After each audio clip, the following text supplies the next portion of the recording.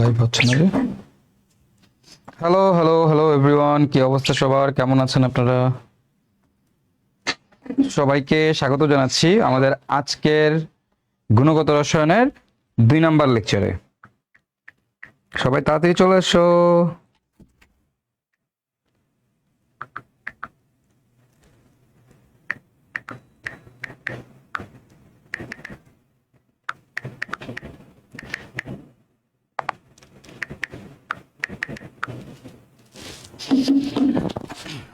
সবাই তাড়াতাড়ি তাড়াতাড়ি তাড়াতাড়ি চলে আসেন।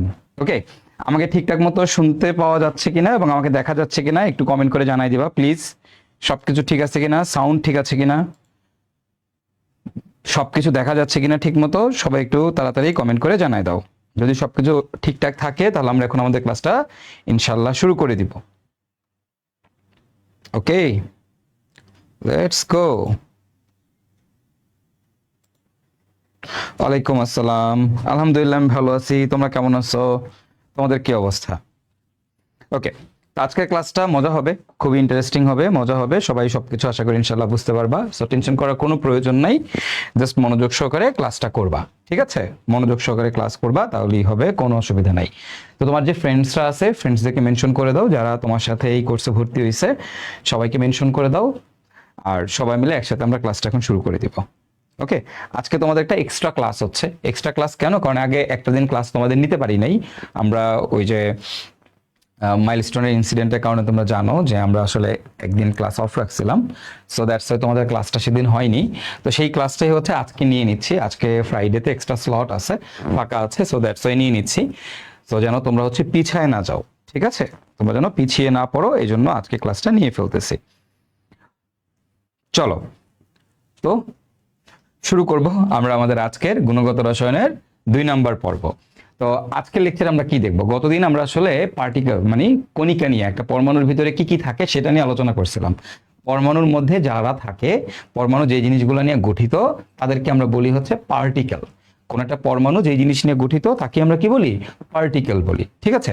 আচ্ছা, এখন এখন দেখো, আমরা গতদিন দেখছিলাম যে আসলে কোন একটা পরমাণু, আমরা জানি যে পদার্থের ক্ষুদ্রতম একক হচ্ছে পরমাণু। তারপর আমরা দেখলাম যে না, পরমাণুরে আসলে ভাঙা যায়। পরমাণুরে ভাঙলে পরমাণুর ভিতরে কিছু জিনিস পাওয়া যায়। কি কি পাওয়া যায় পরমাণুকে ভাঙলে? ভাইয়া, এই যে ইলেকট্রন, প্রোটন, নিউট্রন পাওয়া যায়। কোন একটা পরমাণুকে আমরা যদি ভাঙি তাহলে পরমাণুর ভিতরে ইলেকট্রন, প্রোটন, নিউট্রন পাওয়া যায়, ঠিক আছে? আচ্ছা, তারপরে কি পাওয়া যায়? কিছু অস্থায়ী কণিকা পাওয়া যায়। এরকম কিছু অস্থায়ী কণিকা পাওয়া যায়, হ্যাঁ, প্রায় এরকম 100টার মতো অস্থায়ী কণিকা পাওয়া যায়। আবার কিছু কম্পোজিট কণিকাও পাওয়া যায়। তার মানে পরমাণুর মধ্যে স্থায়ী কিছু মূল কণিকা আছে, অস্থায়ী কিছু মূল কণিকা আছে, আবার কিছু কম্পোজিট কণিকা আছে। এখন এটা আমরা এতদিন ধরে পড়ে আসছি, বাট দ্য ফ্যাক্ট ইজ, এই যে স্থায়ী মূল কণিকা এবং অস্থায়ী মূল কণিকা আছে, এগুলাই কি পরমাণুর ক্ষুদ্রতম একক, নাকি এদেরকেও আরো ভাঙা যায়? এটা হচ্ছে আমাদের কোশ্চেন। এগুলাই কি সবচেয়ে ক্ষুদ্রতম, নাকি এদেরকেও আসলে ভাঙা যায়? ইলেকট্রন, প্রোটন, নিউট্রনকেও নাকি ভাঙা যায়, বা এদেরকেও ভাঙা যায়? এই যে অস্থায়ী মূল কণিকাগুলো আছে, স্থায়ী মূল কণিকাগুলো আছে, পরবর্তীতে দেখা গেল যে এদেরকেও ভাঙা যায়। আমরা কি জানি যে ভাই, একটা পরমাণুর মধ্যে সবচেয়ে মৌলিক কণিকাকে ইলেকট্রন, প্রোটন আর নিউট্রন, তাই না? এখন আমার কথা হচ্ছে যে না, ইলেকট্রন, প্রোটন, নিউট্রন যে মৌলিক কণিকাগুলো আছে এদেরকেও আসলে ভাঙা যায়। তো এদেরকে ভাঙলে আসলে কি পাওয়া যায়? দেখো, এদেরকে ভাঙলে আমরা 2 ধরনের জিনিস পাই। একটাকে বলা হয় লেপটন, আর একটাকে বলা হয় কোয়ার্ক। লেপটন কারা? ইলেকট্রন, মিউন, টাও। ইলেকট্রন, নিউট্রিনো, মিউন, নিউট্রিনো, টাও, নিউট্রিনো। এগুলো আমরা গত ক্লাসে দেখছি, ঠিক আছে? আর কোয়ার্ক, কোয়ার্ক কারা? Up quark, down quark, top quark, bottom quark, charm quark, strange quark. এই যে কোয়ার্ক যেগুলো আছে, এই কোয়ার্ক গুলা একজন আরেকজনের সাথে যুক্ত হয়ে নতুন নতুন পার্টিকেল তৈরি করে, অর্থাৎ আমাদের এই কম্পোজিট পার্টিকেল তৈরি করে। তাহলে কম্পোজিট পার্টিকেল গুলা কি দিয়ে তৈরি হয়? এই কোয়ার্ক দিয়ে তৈরি হয়। তার মানে পরমাণুর ক্ষুদ্রতম একক আসলে ইলেকট্রন, প্রোটন, নিউট্রন না। প্রোটন এবং নিউট্রনকে আবার ভাঙা যায়, ইলেকট্রনকে ভাঙা যায় না। ইলেকট্রন কিন্তু মৌলিক কণিকা। এই দেখো, ইলেকট্রন কিন্তু মৌলিক কণিকা, ইলেকট্রনকে আর ভাঙা যায় না। বাট প্রোটন আর নিউট্রনকে তুমি আবার ভাঙতে পারবা, প্রোটন আর নিউট্রনকে ভাঙতে পারবা। তো প্রোটন আর নিউট্রনকে ভাঙলে এই যে কোয়ার্ক পাওয়া যায়। এই কোয়ার্ক দিয়ে হচ্ছে প্রোটন আর নিউট্রন তৈরি, যেটা তোমাদের ভাইয়া গতদিন বলছিলাম। হ্যাঁ, পরমাণুর মধ্যে সাধারণত ফান্ডামেন্টাল পার্টিকেল, মানে পার্টিকেলের বাংলা হচ্ছে কণিকা, ঠিক আছে? কণিকা, কণা। তো আমরা তো জানি ইলেকট্রন, প্রোটন, নিউট্রন এগুলো হচ্ছে মৌলিক কণিকা। তো এই প্রোটন এবং নিউট্রনকেও আবার ভাঙা যায়। তো এই যে মৌলিক কণিকা আসলে কারা? অ্যাকচুয়ালি পরমাণুর মৌলিক কণিকা হচ্ছে এরা। এরা হচ্ছে পরমাণুর মৌলিক কণিকা। এগুলো আমরা গতদিন দেখছিলাম। সেখান থেকে তোমাদেরকে কিভাবে প্রোটন এবং নিউট্রন তৈরি হয় সেটা দেখাইছিলাম। প্রোটন এবং নিউট্রনের চার্জ কিভাবে আসছে সেটা তোমাদের দেখাইছি। প্রোটন এবং নিউট্রনের স্পিন কিভাবে আসছে সেটা তোমাদের দেখাইছি। তা আমরা বলছিলাম যে কোনো ফান্ডামেন্টাল পার্টিকেলের স্পিন হচ্ছে, স্পিন কত মনে আছে তো? যে কোনো ফান্ডামেন্টাল পার্টিকেলের স্পিন হচ্ছে +- এখন এটা তোমরা বুঝো না, স্বাভাবিক, তোমাদের না বুঝারই কথা, কারণ তোমাদেরকে স্পিন কি এটা এখনো পড়াই নাই।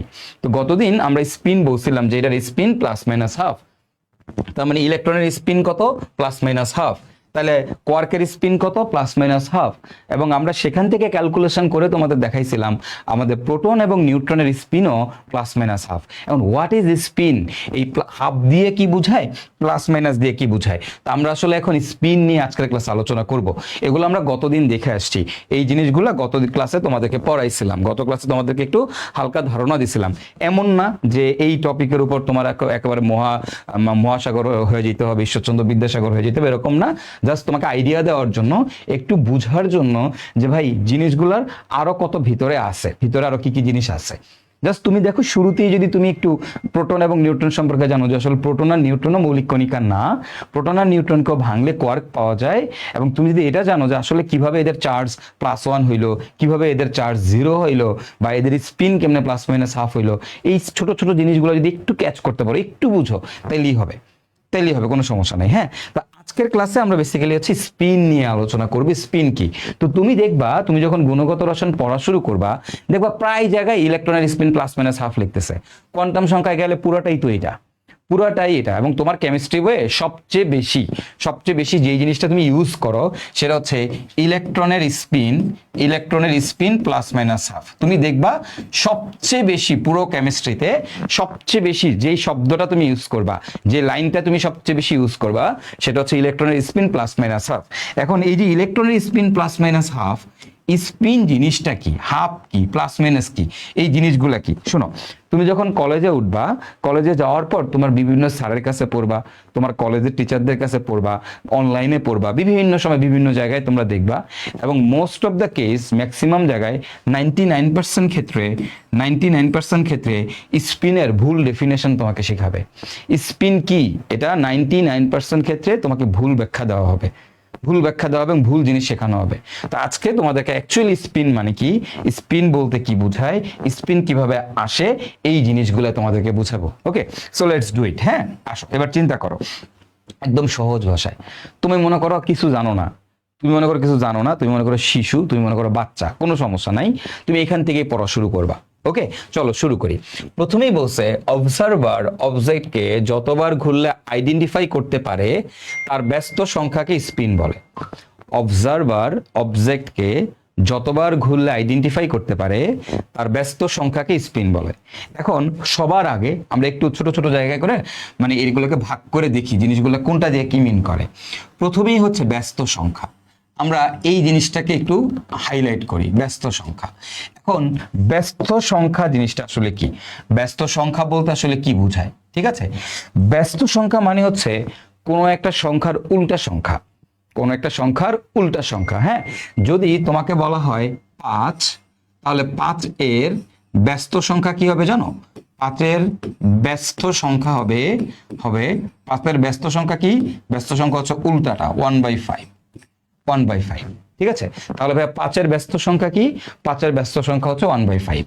তাহলে ভাইয়া বলো তো দেখি 2 এর ব্যস্ত সংখ্যা কি? 2 এর ব্যস্ত সংখ্যা হচ্ছে 1/2। ঠিক আছে, তাহলে বলো তো ভাইয়া দেখি, ধরো তোমরা বললাম 6 এর ব্যস্ত সংখ্যা কি? 6 এর ব্যস্ত সংখ্যা হবে 1/6। ওকে, তাহলে এবার বলো দেখি ভাইয়া, বলো তো দেখি তাহলে হাফের ব্যস্ত সংখ্যা কত? হাফের ব্যস্ত সংখ্যা কত বলো তো ভাইয়ারা? হাফের ব্যস্ত সংখ্যা হচ্ছে 2, মানে উল্টা, হাফের উল্টা। দেখো 6 এর ব্যস্ত সংখ্যা যদি 1/6 হয়, তাহলে দেখো 2 এর ব্যস্ত সংখ্যা যদি 1/2 হয়, তাহলে 1/2 এর ব্যস্ত সংখ্যা কি হবে? 2 উল্টা সংখ্যাটা, মানে এটাকে উল্টাই দিবা। জাস্ট যে কোনো একটা সংখ্যাকে উল্টাই দিলে তার ব্যস্ত সংখ্যা পাওয়া যায়, ধরো তোমাকে বললাম 1/4, এটার ব্যস্ত সংখ্যা তাহলে কত হবে বলো তো ভাইরা? এটার ব্যস্ত সংখ্যা হবে 4। তাহলে দেখো আমরা শুরুতে একটু জেনে নিলাম আমার ব্যস্ত সংখ্যা বলতে আসলে কোন জিনিসটাকে বোঝায়। ব্যস্ত সংখ্যা হচ্ছে উল্টা সংখ্যা, যে কোনো একটা সংখ্যার উল্টা সংখ্যাটাকে আমরা বলি ব্যস্ত সংখ্যা। যে কোনো একটা সংখ্যার উল্টা সংখ্যাটাকে আমরা বলি ব্যস্ত সংখ্যা। ঠিক আছে, তাহলে আমরা মোটামুটি ভাইয়া বুঝে নিলাম যে আমাদের আসলে ব্যস্ত সংখ্যা বলতে কি বোঝাচ্ছে। ঠিক আছে, ব্যস্ত সংখ্যা বলতে কি বোঝাচ্ছে আমরা মোটামুটি এটা দেখি। এক মিনিট ব্যস্ত সংখ্যা। ওকে, তোমরা কি সবাই ক্লাস দেখতে পাচ্ছ? একটু কমেন্ট করে জানাও সবকিছু ঠিক আছে কিনা। হ্যাঁ, সবকিছু ঠিক আছে কিনা একটু কমেন্ট করে জানাবা। ওকে, অল ক্লিয়ার, গুড। তাহলে 1/4 এর ব্যস্ত সংখ্যা কি হবে? 4 হবে। 1/4 এর ব্যস্ত সংখ্যা হবে 4। তাহলে আমরা ব্যস্ত সংখ্যা সম্পর্কে জানলাম। আচ্ছা, এবার আমরা একটু জানবো যে ভাইয়া ডেফিনেশনটা কি। কি বলছি? অবজারভার অবজেক্টকে যতবার ঘুরলে আইডেন্টিফাই করতে পারে তার ব্যস্ত সংখ্যাকে স্পিন বলে। ওকে, ব্যস্ত সংখ্যাকে স্পিন বলে। তো জিনিসটা আসলে কি বলে একটু শোনো। ধরো তোমরা হচ্ছে অবজারভার, আমি হচ্ছে অবজেক্ট। তোমরা হচ্ছে অবজারভার, আমি হচ্ছি অবজেক্ট। ওকে, খেয়াল করো, খুব ভালো মতো খেয়াল করো। তোমরা হচ্ছে অবজারভার আর সৈকত ভাইয়া হচ্ছে অবজেক্ট। তো এখন আমি ঘুরবো, আর আমি ঘুরলে কতবার ঘুরলে তোমরা আমাকে আইডেন্টিফাই করতে পারো এটা তোমরাই গুনবা। ঠিক আছে, তোমরাই গুনবা। ফাইন, এবার আসো। তাহলে এবার তোমরা আগে একটা কথা বলো দেখি, 1 এর ব্যস্ত সংখ্যা কত বলো তো ভাইয়ারা, বলো তো। 1 এর ব্যস্ত সংখ্যা কত? আগে এটার উত্তর দাও সবাই। ভাইয়া যে 5 এর ব্যস্ত সংখ্যা 1/5, 2 এর ব্যস্ত সংখ্যা 1/2, 6 এর ব্যস্ত সংখ্যা 1/6, হাফের ব্যস্ত সংখ্যা হচ্ছে 2, উল্টাই দিলে 2, 1/4 এর ব্যস্ত সংখ্যা হচ্ছে 4। তাহলে 1 এর ব্যস্ত সংখ্যা কি? একটু কমেন্ট করে জানাও। 1 এর ব্যস্ত সংখ্যা কোনটা? 1 এর ব্যস্ত সংখ্যা কোনটা? 1 এর ব্যস্ত সংখ্যা 1। ভেরি গুড, অস্থির। 1 এর ব্যস্ত সংখ্যা হচ্ছে 1। গুড, মাশাআল্লাহ, অস্থির। ফাইন। তো আমরা এবার দেখব কি, এবার যেটা দেখবো সেটা হচ্ছে খেয়াল করো। এখন এবার বলছি কি, তোমরা হচ্ছে অবজারভার, আমি হচ্ছে অবজেক্ট। হ্যাঁ, এই যে দেখো আমার সুন্দর একটা চেহারা দেখতে পাইতেছো না তোমরা? দেখছো আমার কি সুন্দর একটা চেহারা তোমরা দেখতে পাচ্ছ, তাই না? তো তোমরা হচ্ছে অবজারভার আর আমি হচ্ছে কি অবজেক্ট। এখন শোনো, এই যে সুন্দর একটা চেহারা তোমরা আমার দেখতে পাচ্ছ, এই সুন্দর চেহারাটা যখনই দেখবা তখনই তোমরা বলবা স্টপ, তখনই তোমরা বলবা স্টপ, এর আগে স্টপ বলবা না। ঠিক আছে, তা আমি ঘোরা শুরু করব। আমি এখন ঘুরবো, আমি ঘুরলে তোমরা আমার এই সুন্দর চেহারাটা দেখা মাত্রই স্টপ বলে উঠবা। আমার সুন্দর চেহারাটা দেখা মাত্রই স্টপ বলে উঠবা। আমি ঘুরবো, এই সুন্দর চেহারাটা দেখা মাত্রই কি করবা? স্টপ বলবা। ওকে, এবং তোমরা গুনবা এক্স্যাক্টলি কয়বার ঘোরার পর আমাকে আইডেন্টিফাই করা গেছে। ঠিক আছে, এক্স্যাক্টলি কয়বার ঘোরার পর আমাকে আইডেন্টিফাই করা গেছে তোমরা আমাকে বলবা। ঠিক আছে, ওকে, শুরু করলাম। আমি ঘোরা শুরু করলাম। হ্যাঁ, আমি ঘোরা শুরু করলাম। দেখো, এই যে ঘুরলাম, ঘুরতেছি, এই যে দেখো ঘুরতেছি, স্টপ। তাই না? দেখো ঠিক সুন্দর চেহারাটা তোমরা আবার দেখতে পাচ্ছ না? এক্স্যাক্টলি দেখো আমি একদম যেরকম, এই যে এখন আমি দেখতে একদম যেরকম, একটু আগে যেরকম দেখছো এখনো দেখতে এক্স্যাক্টলি সেম অবস্থায় আছি। তো একদম সেম জিনিসটা যদি তোমরা দেখতে চাও, একদম সেম জিনিসটা যদি তোমরা আমাকে দেখতে চাও, তাহলে আমার কয়বার ঘোরা লাগছে? আবার ঘুরি, দেখো, আবার ঘুরি, দেখো তো কয়বার ঘুরলে দেখা যাচ্ছে পুরো এক্স্যাক্টলি সেম অবস্থায় আসতে পারতেছি। কয়বার ঘুরলে এক্স্যাক্টলি সেম অবস্থায় আসতে পারতেছি? কয়বার? একবার। কয়বার? একবার। কয়বার? একবার। দেখো আমি যখন একবার ঘুরতেছি, তুমি খেয়াল করো, এই দেখো ফুল একবার টার্ন করতেছি, ফুল একবার যখন আমি ঘুরতেছি, দেখো এখন কি আমার অর্ধেক ঘুরছি, আইডেন্টিফাই করতে পারতেছো? দেখো পিছন সাইড দেখতেছো, অবিকল সামনের সাইড কিন্তু দেখতেছো না। আবার এই যে ঘুরলাম অর্ধেক, দেখো এখন কিন্তু পুরা একবার ঘুরছি। একবার ঘোরার পর তোমরা আমাকে ফুললি আইডেন্টিফাই করতে পারতেছো। খেয়াল করো, এই দেখো আরেকবার ঘুরি। হ্যাঁ, তোমরা হচ্ছে অবজারভার, আমি হচ্ছে অবজেক্ট। এই যে ঘোরা শুরু করলাম। হ্যাঁ, এই যে ঘুরতেছি। কয়বার ঘুরছি? একবার ঘুরছি। কয়বার ঘুরছি? একবার ঘুরছি। তার মানে আমি যখন ফুল একবার টার্ন করতেছি তখন তোমরা আমাকে আইডেন্টিফাই করতে পারতেছো। আমি যখন ফুল একবার ঘুরতেছি তখন তোমরা আমাকে আইডেন্টিফাই করতে পারতেছো। বুঝছো ভাইয়ারা? কি তোমরা কি এটা বুঝতে পারছো? আমি যখন ফুল একবার ঘুরতেছি তখন তোমরা আমাকে পুরোপুরি আইডেন্টিফাই করতে পারতেছো। তাহলে এইবার তোমরা আমাকে বলবা যে ভাইয়া অবজারভার, তোমরা হচ্ছে অবজারভার, আমি হচ্ছে অবজেক্ট, তাহলে আমাকে কতবার ঘোরার পর আইডেন্টিফাই করতে পারছো? একবার। এই যতবার ঘুরলে আইডেন্টিফাই করতে পারবা তার ব্যস্ত সংখ্যা, তার উল্টা সংখ্যাকে স্পিন বলে। তাহলে তোমরা আমাকে বলো দেখি ভাইয়া, আমাকে কি এক্স্যাক্টলি একবার ঘোরার পর আইডেন্টিফাই করতে পারছো, তাই না? তাহলে এই যে আমি কি একটা মানুষ, তাহলে আমি যে একটা মানুষ, এই মানুষের স্পিন কত? খেয়াল করো, বলো আমাকে কয়বার ঘোরার পর আইডেন্টিফাই করতে পারছো? একবার একের ব্যস্ত সংখ্যা কত, বা একের ব্যস্ত সংখ্যা এক, তাহলে মানুষের স্পিন কত, মানুষের স্পিন হচ্ছে 1। অবজারভার অবজেক্টকে যতবার ঘুরলে আইডেন্টিফাই করতে পারে তার ব্যস্ত সংখ্যাকে কি বলে, তার ব্যস্ত সংখ্যাকে স্পিন বলে। ওকে, তার মানে মানুষের স্পিন কত 1। এবার খেয়াল করো, এবার সবাই সামনের দিকে তাকাও, সবাই সামনের দিকে তাকাও, খেয়াল করো, দেখো এই যে দেখো আমি কি করতে পারি, আমি আমি আমি এই যে দেখো দেখো দেখো দেখো আমি আমি আমি আমি এমনিতে একবার ঘুরতে পারি এই বরাবর, হ্যাঁ একবার ঘুরতে পারি, আবার দেখো আমি কিন্তু এই যে এইভাবেও ঘুরতে পারি, এভাবেও ঘুরতে পারি। আমি ঘড়ির কাঁটার দিকেও একবার টার্ন করলে আমাকে আইডেন্টিফাই করতে পারতেছ, ঘড়ির কাঁটার বিপরীত দিকেও একবার টার্ন করলে আমাকে পুরোপুরি আইডেন্টিফাই করতে পারতেছ। মানে আমি এমনিও ঘুরতে পারি, আবার আমি এমনিও ঘুরতে পারি, আমি বাম দিক দিয়েও ঘুরতে পারি, আবার আমি ডান দিক দিয়েও ঘুরতে পারি, আমি ঘড়ির কাঁটার দিকেও ঘুরতে পারি, ঘড়ির কাঁটার বিপরীত দিক দিয়েও একবার ঘুরতে পারি। যেমনি ঘুরি আমাকে কিন্তু একবার ঘুরলে আইডেন্টিফাই করতে পারতেছ। আর আমি কেমনে ঘুরতেছি, ঘড়ির কাঁটার দিকে ঘুরতেছি নাকি ঘড়ির কাঁটার বিপরীত দিকে ঘুরতেছি, দ্যাটস ওয়াই এই প্রতিটা স্পিনের সামনে অলওয়েজ প্লাস মাইনাস সাইনটা ইউজ করা হয়। প্রত্যেকটা স্পিনের সামনে অলওয়েজ কি ইউজ করা হয়, প্লাস মাইনাস সাইনটা ইউজ করতে হয়। প্লাস মাইনাস মানে কি, প্লাস মানে ঘড়ির কাঁটার দিকে, মাইনাস মানে ঘড়ির কাঁটার বিপরীত দিকে। মানে তুমি কেমনে ঘুরতেছো, তুমি কি এমনি ঘুরতেছো নাকি তুমি এমনি ঘুরতেছো, তার উপর ডিপেন্ড করে এই প্লাস মাইনাস ইউজ করা হয়। বুঝতে পারছো? তাহলে প্লাস মাইনাস কেন ইউজ করে ভাই, কেমনে ঘুরতেছি, এমনি নাকি এমনি, এমনি নাকি এমনি, এটা বলা হয় প্লাস মাইনাস। ওকে, তাইলে মানটা এক কেন হয়েছে আশা করি বুঝতে পারছো। হ্যাঁ, এবার চিন্তা করো, ধরো আমার কাছে এই যে দেখো এখানে একটা ম্যাটাডোর হাই স্কুল লেখা একটা কলম আছে, আমার হাতে দেখো এখানে ম্যাটাডোর হাই স্কুল লেখা একটা কলম আছে। হ্যাঁ, এই যে দেখো এই যে কলমটা আছে ম্যাটাডোর হাই স্কুল লেখা, এটা দেখো তো এক্স্যাক্টলি কয়বার ঘুরাইলে আবার এই জায়গায় আমি ম্যাটাডোর লেখা দেখতে পাবো। দেখো একদম দেখো এই যে তোমাদের বরাবর ম্যাটাডোর লেখা আছে, খেয়াল করো এক্স্যাক্টলি তোমার হাতে যে কলমটা আছে কোনটার সামনে ম্যাটাডোর লেখা, কোনটার সামনে হয়তো অল টাইম লেখা, কিছু না কিছু একটা লেখা আছে, তাই না? এটার দিকে তাকায় থাকো, দেখো তো এক্স্যাক্টলি কয়বার ঘুরাইলে একদম সেম লেখাটা আবার দেখতে পাচ্ছ, এক্স্যাক্টলি কয়বার ঘুরাইলে একদম সেম লেখাটা আবার দেখতে পাচ্ছ, তোমরাই বলো এক্স্যাক্টলি কয়বার ঘুরাইলে, এই কলমটাকে এক্স্যাক্টলি কয়বার ঘুরানোর পর তোমার হাতে নিশ্চয়ই এখন একটা কলম আছে, এই কলমটাকে তুমি যে এক্স্যাক্টলি ঘুরাও, কয়বার ঘুরাইলে সেম জিনিসটা তুমি দেখতে পাবা, কয়বার, একবার, কয়বার, একবার। তাহলে বলো একের ব্যস্ত সংখ্যা কত, একের ব্যস্ত সংখ্যা কত, এক। তাহলে এখন তুমি আমাকে বলো ভাইয়া মানুষের স্পিন কত, মানুষের স্পিন হচ্ছে আমাদের 1, সামনে প্লাস মাইনাস ইউজ করতে হয় কেন, কারণ ঘড়ি কাঁটার দিকে না বিপরীত দিকে। তাহলে এবার তোমরা আমাকে বলো ভাইয়া কলমের স্পিন কত, একটা কলম যদি নেই সেই কলমের স্পিন কত হবে ভাইয়া, একবার ঘুরাইলে আইডেন্টিফাই করতে পারতেছো একের ব্যস্ত সংখ্যা কত, একের ব্যস্ত সংখ্যা হচ্ছে 1, এবং আমরা সবাই জানি একের ব্যস্ত সংখ্যা হচ্ছে 1। এবং এই কলমটারে তুমি কেমনে ঘুরাইছো, এই কলমটারে কেমনে ঘুরাইছো, দেখো এই কলমটারে তুমি এদিক দিয়ে এমনও ঘুরাইতে পারো, আবার এই কলমটারে তুমি এমনও ঘুরাইতে পারো, ভিতর দিক দিয়েও ঘুরাইতে পারো, বাইরের দিক দিয়েও ঘুরে একবার ঘুরাইতে পারো, ভিতর দিক দিয়ে একবার ঘুরাইতে পারো, যেমনি ঘুরো একবার ঘুরাইলেই হবে। এই দেখো এমনও ঘুরাইতে পারি আবার এমনও ঘুরাইতে পারি। তা আমি এই যে কলমটাকে কিভাবে ঘুরাচ্ছি, ঘড়ি কাঁটার দিকে ঘুরাচ্ছি না বিপরীত দিকে ঘুরাচ্ছি, তার উপর ডিপেন্ড করে আমার এই 1 এর আগে কি ইউজ করতে হয়, প্লাস মাইনাস ইউজ করতে হয়। তার মানে আমরা বুঝতে পারছি যে কোনো স্পিনের আগেই আমরা অলওয়েজ প্লাস মাইনাস অ্যাড করে দিব, কারণ আমি কোন দিকে ঘুরাচ্ছি, ঘড়ি কাঁটার দিকে না বিপরীত দিকে, তার উপর ডিপেন্ড করে প্লাস মাইনাস। আর স্পিনের মানটা কিভাবে আসছে, এটা একটা ম্যাথমেটিক্যাল ডেফিনেশন। ওকে, এটা একটা ম্যাথমেটিক্যাল ডেফিনেশন, স্পিনের ডেফিনেশন থেকে আসছে।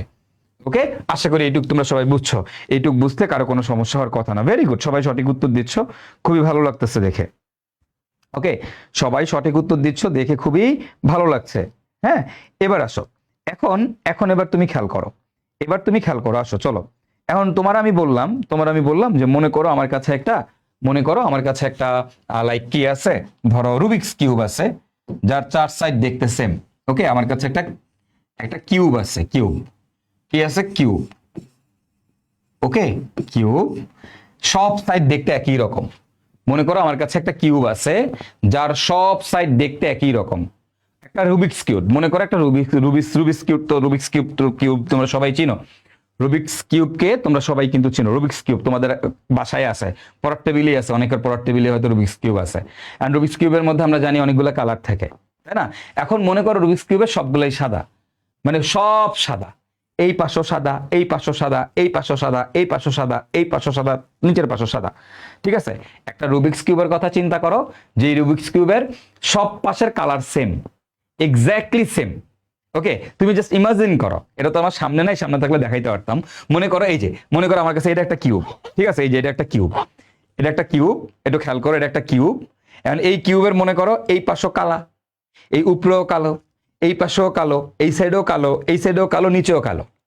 আর তুমি চিন্তা করো তোমার সামনে এই জায়গায়, এই দেখো এখানে একটা কালো দেখতে পাচ্ছি আমি, এই জায়গায় কালো দেখতে, তুমি রুবিক্স কিউবের কথা চিন্তা করো, একটা রুবিক্স কিউব নিছো, তার সব পাশ, এই পাশ এই পাশ সব পাশ দেখতে হচ্ছে সাদা। Exactly, exactly same side, same same জিনিসটা যদি দেখতে চাই, দেখো একদম যা আছে যেরকম দেখা যাচ্ছে এই রুবিক্স কিউবটার, এই যে এখানে যেরকম দেখা যাচ্ছে আমি দেখতে পাচ্ছি 1 2 3 4 5 6 7 8 9, 9টা ছোট ছোট ছোট ছোট এরকম এরকম জিনিস আছে, সবগুলাই দেখতে হচ্ছে সাদা। এন্ড এক্স্যাক্টলি সিমিলার একটা জিনিস তুমি যদি দেখতে চাও, এটাকে কয়বার টার্ন করা লাগবে? দেখো আমি যদি একবার টার্ন করি, জাস্ট ছোট্ট দেখো একটু, একবার একবার টার্ন করি, দেখো এই যে একবার যদি টার্ন করি, তাহলে তুমি খেয়াল করো এই যে রুবিক্স কিউবের আবারও কিন্তু আমি একদম সাদা অবিকল সেম জিনিসটা দেখতে পাবো, অবিকল সেম জিনিসটা দেখতে পারো, বুঝছো কিনা? একটু ইমাজিন করো, আমার সামনে থাকলে আমি তোমাদের জিনিসটা দেখাই দিতে পারতাম। তোমরা জাস্ট ইমাজিন করো আমার কাছে একটা রুবিক্স কিউব আছে, যার এই তলটা হচ্ছে সাদা, এই তলটাও সাদা, নিচেরটাও সাদা, এই পাশও সাদা, এই পাশে, মানে সব পাশ দেখতে সেম, সব চার পাশ সব পাশ দেখতে সেম। তাহলে দেখো তো আমি কয়বার টার্ন করছি, আমি বলো তো, এই যে এখানে সাদা দেখতে পাচ্ছি, আবার একটু টার্ন যদি করি, একটু টার্ন করলে কি দেখতে পাবো? সাদা দেখতে পাবো, আবার সেম জিনিসটা দেখতে পাবো না। তোমরা বলো তো কয়বার টার্ন করছি? নাকি একবার টার্ন করছি? ফুল একবার ঘোরানোর পর অবিকল জিনিস দেখতে পাচ্ছি? বলো, ফুল একবার ঘোরানোর পরে কি আমি অবিকল সেম জিনিসটা দেখতে পাচ্ছি? তোমরা বলো, নাকি আমি জাস্ট অল্প একটু টার্ন করছি? কোনটা? কতটুক টার্ন করছো? একটা রুবিক্স কিউবকে সব পাশ দেখতে ইমাজিন করো, জাস্ট ইমাজিন করো সব পাশ দেখতে সেম, এই পাশ এই পাশ এই পাশ এই পাশ এই পাশ এই পাশ সব পাশ দেখতে সেম। তো যদি সব পাশ দেখতে সেম হয়, তাহলে উপরের পাশে দেখতে পাচ্ছি সাদা আছে, ঠিক আমি যদি একটু ঘুরাই, তাহলে আমি দেখতে পারবো ওই পাশটা এখানে চলে আসছে। এই দেখো এই পাশটা, মনে করো এই পাশটা কালো, আমি যদি দেখো এই দেখো একটু ঘুরাই, তাহলে এই পাশটা আমি দেখতে পাচ্ছি ফুল কালো, ফুল কালো দেখতে পাচ্ছি, মানে একদম সেম জিনিসটা দেখতে পাচ্ছি। অল্প একটু ভাই, পুরো একবার কিন্তু ঘোরানো লাগতেছে না, একটা রুবিক্স কিউবকে পুরো একবার কিন্তু ঘোরানো লাগতেছে না, তুমি কিন্তু অল্প একটু ঘুরাইছো। এই অল্প একটু কত জানো? 4/1 কতটুকু ঘুরাইছো? 4/1। আমি যদি দেখো, এই দেখো একটু খেয়াল করো, এই যে খেয়াল করো, এই যে অস্থির মুবতাসিম ফুয়াদ, তারপরে ফজলুল বাড়ি বেলাল, জেসমিন জাহাঙ্গীর, প্রমিত মন্ডল, অস্থির তোরা, বস পোলাপান সব। ওকে, তোরা একটু খেয়াল কর, দেখ তার মানে আমি অল্প একটু ঘুরাইছি, মানে 4/1 যদি আমি ঘুরাই, তাইলেই আমি কি করতে পারতেছি? রুবিক্স কিউবটাকে আবার আইডেন্টিফাই করতে পারতেছি। ওকে, তাহলে দেখো এই একটা কিউবকে কয়বার ঘুরাইলে, 1/4 ঘুরাইলে আইডেন্টিফাই করা যায়? 1/4 ঘুরালে, ঘুরালে কি করা যায়?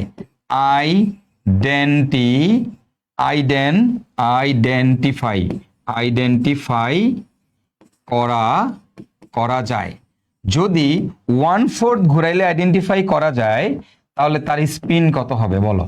একটা রুবিক্স কিউবকে 1/4 ঘুরাইলে আইডেন্টিফাই করা যায়, একটা রুবিক্স কিউবকে 1/4 ঘুরাইলে আইডেন্টিফাই করা যায়। যদি ভাইয়া 1/4 ঘুরাইলে আইডেন্টিফাই করা যায়, তাহলে তার স্পিন কত হবে? ভাই 1/4 এর ব্যস্ত সংখ্যা, 1/4 এর ব্যস্ত সংখ্যা যতবার ঘুরাইলে আইডেন্টিফাই করা যায়, তার ব্যস্ত সংখ্যাকে স্পিন বলে। বলো 1/4 এর ব্যস্ত সংখ্যা কত? 1/4 এর ব্যস্ত সংখ্যা হচ্ছে 4। 1/4 এর ব্যস্ত সংখ্যা কত? 4। এখন রুবিক্স কিউবটারে কেমনে ঘুরাইছো? রুবিক্স কিউবটারে তুমি এমনেও ঘুরাইতে পারো, রুবিক্স কিউবটারে তুমি এমনেও ঘুরাইতে পারো, ওই দিকেও ঘুরাইতে পারো, এই দিকেও ঘুরাইতে পারো, ঘড়ির কাঁটার দিকেও ঘুরাইতে পারো, ঘড়ির কাঁটার বিপরীত দিকেও ঘুরাইতে পারো। ডিপেন্ডিং অন দ্যাট এর স্পিন হবে +-4। ডিপেন্ডিং অন দ্যাট এর স্পিন হবে +-4। তোরা যদি এক একটা যে জামান, কাসমি জামান, সামি, মানে এক একটা তোরা যে কোন লেভেলের বস, ঠিক আছে? মাইন্ড ব্লোয়িং, সেরা সেরা, ভেরি গুড। তাহলে বলো, তাহলে রুবিক একটা কিউবের স্পিন কত? কিউবের স্পিন হবে +-4। এখন এই +-4 দিয়ে তাহলে কি বুঝায়? 4বার ঘুরতেছে। তোমরা বলো +-4 দিয়ে কি বুঝায়? 4বার ঘুরতেছে, 4বার ঘুরতেছে। তোমরা অনেকেই মনে করো কোন একটা জিনিসের স্পিন মানে স্পিন হাফ মানে অর্ধেক ঘুরতেছে। না না, স্পিন 4 মানে কি? 4বার ঘুরতেছে না, স্পিন 4 মানে 1/4 ঘুরতেছে। স্পিন 4 মানে 4/1 ঘুরলে আইডেন্টিফাই করা যায়, 4/1 ঘুরলে আইডেন্টিফাই করা যায়। স্পিন 4 মানে 4/1 ঘুরলে আইডেন্টিফাই করা যায়। বুঝতে পারছো? বুঝতে পারছো? তাহলে এবার তোমরা আমাকে বলো তো ফ্যানের পাখার স্পিন কত? ফ্যানের পাখা, ফ্যানের পাখা দেখো, ফ্যানের পাখা যদি চিন্তা করি, আমাদের যে ফ্যান আছে, মাথার উপরে যে ফ্যান আছে, ওকে, ফ্যানের পাখা, তুমি দেখো তো ফ্যানের পাখার স্পিন যদি আমরা একটু বের করার চেষ্টা করি, দেখো আমি এখনো কোনো অনুপরমাণু মানে পার্টিকেলে ঢুকি নাই, কোনো কণিকার স্পিন কত সেটা আমরা ঢুকি নাই, আমি জাস্ট ফ্যানের পাখার কথা বলতেছি।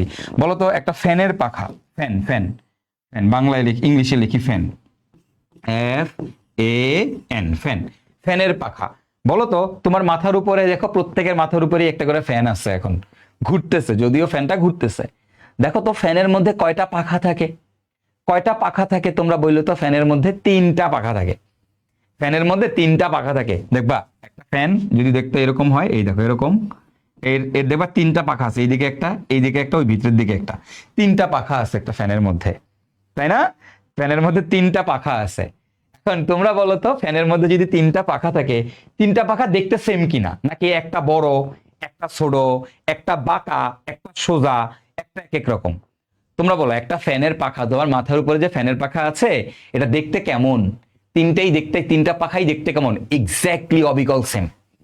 3টা পাখাই দেখতে কেমন? এক্স্যাক্টলি অবিকল সেম।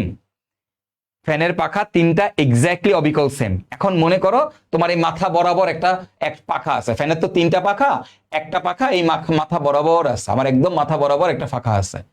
আমি যদি এই মাথা বরাবর এক্স্যাক্টলি এই পজিশনে সিমিলার একটা সেম একটা পাখাকে আমি আবার দেখতে চাই, কতটুকু ঘুরাইতে হবে?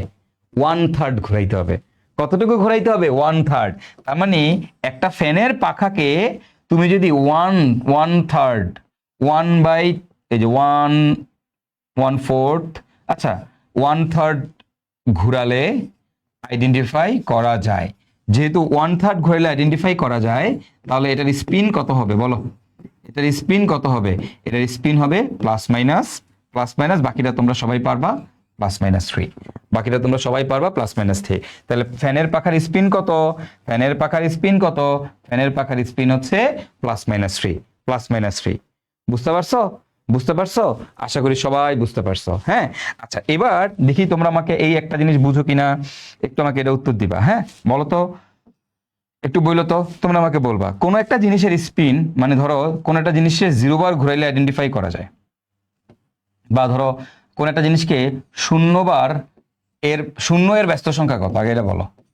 তোমরা বলো 0 এর ব্যস্ত সংখ্যা কত? আগে এটা বলো যে 0 এর ব্যস্ত সংখ্যা কত? 0 এর ব্যস্ত সংখ্যা কত? তোমরা বলবা যে 0 এর ব্যস্ত সংখ্যা কত? 0 এর ব্যস্ত সংখ্যা কত? 0 এর ব্যস্ত সংখ্যা কত? ভাই 0 এর ব্যস্ত সংখ্যা কত বলো তো? 1/0। 0 এর ব্যস্ত সংখ্যা হচ্ছে 1/0। 1/0 মানে কি? ইনফিনিটি। 1/0 মানে কি? ইনফিনিটি। Very good. 0 এর ব্যস্ত সংখ্যা হচ্ছে ইনফিনিটি। আচ্ছা let's think about this one. তোমরা আমাকে বলবা, তোমরা এবার আমাকে বলবা, হ্যাঁ তোমরা এবার আমাকে বলবা যে ধরো গোলকের কথা বললাম, গোলক, ওকে, গোলক, একটা গোলকের কথা চিন্তা করো তো, একটা গোলকের কথা চিন্তা করো। গোলক দেখতে কেমন? একটা গোলক দেখতে কেমন? গোলক তো চিনো সবাই, তাই না? দেখো গোল, সবকিছু চারপাশ সবকিছু দেখতে একই রকম। একটা গোলকের কথা চিন্তা, একটা ফুটবল ডিয়ার বলের কথা চিন্তা করো, এর যেমনি ঘুরাও, যাই ঘুরাও, তুমি দেখবে সবসময় একই লাগে, একই রকমই লাগবে। একটা গোলক তুমি চিন্তা করো, এমন একটা ফুটবল চিন্তা করো যে ফুটবলের পুরাটাই সাদা, কোনো একদম পুরাটাই সাদা। বলো তো তাহলে এটারে কতবার ঘুরাইছো? কতটুকু ঘুরাইলে আইডেন্টিফাই করতে পারবা? তুমি বলো তো, এরে এরে এরে একটু ঘুরাই, অল্প একটু ঘুরাই, আইডেন্টিফাই একই, আরেকটু ঘুরাই একই ভাই, আরেকটু ঘুরাই একই ভাই। একটা গোলক, জাস্ট ইমাজিন আ গোলক। সবাই দেখছো গোলক, আমি শিওর গোলক কম বেশি সবাই দেখছো। একটা গোলক রে কটটুক ঘুরাইলে আবার অবিকল সেম জিনিসটা দেখা যাবো ভাই। এরে এরে জোরটুকি ঘুরাও, অল্প একটু ঘুরাইলো অবিকল সেম দেখা যাবো, এরে একটু ঘুরাইলো সেম একই। তার মানে এরে ঘুরানো, এরে কি আইডেন্টিফাই করার জন্য ঘুরানোর প্রয়োজন আছে কিনা? কোনো একটা গোলকরে আইডেন্টিফাই করার জন্য ঘুরানোর প্রয়োজন আছে কিনা বলো? কোন একটা গোলককে আইডেন্টিফাই করার জন্য ঘুরানোর প্রয়োজন আছে না? এরে 0 বার ঘুরালে আইডেন্টিফাই করা যায়। হ্যাঁ, জিরো বা প্রায় জিরো বার ঘুরাইলে আইডেন্টিফাই করা যায়। আমরা এটা লিখতে পারি প্রায় জিরো।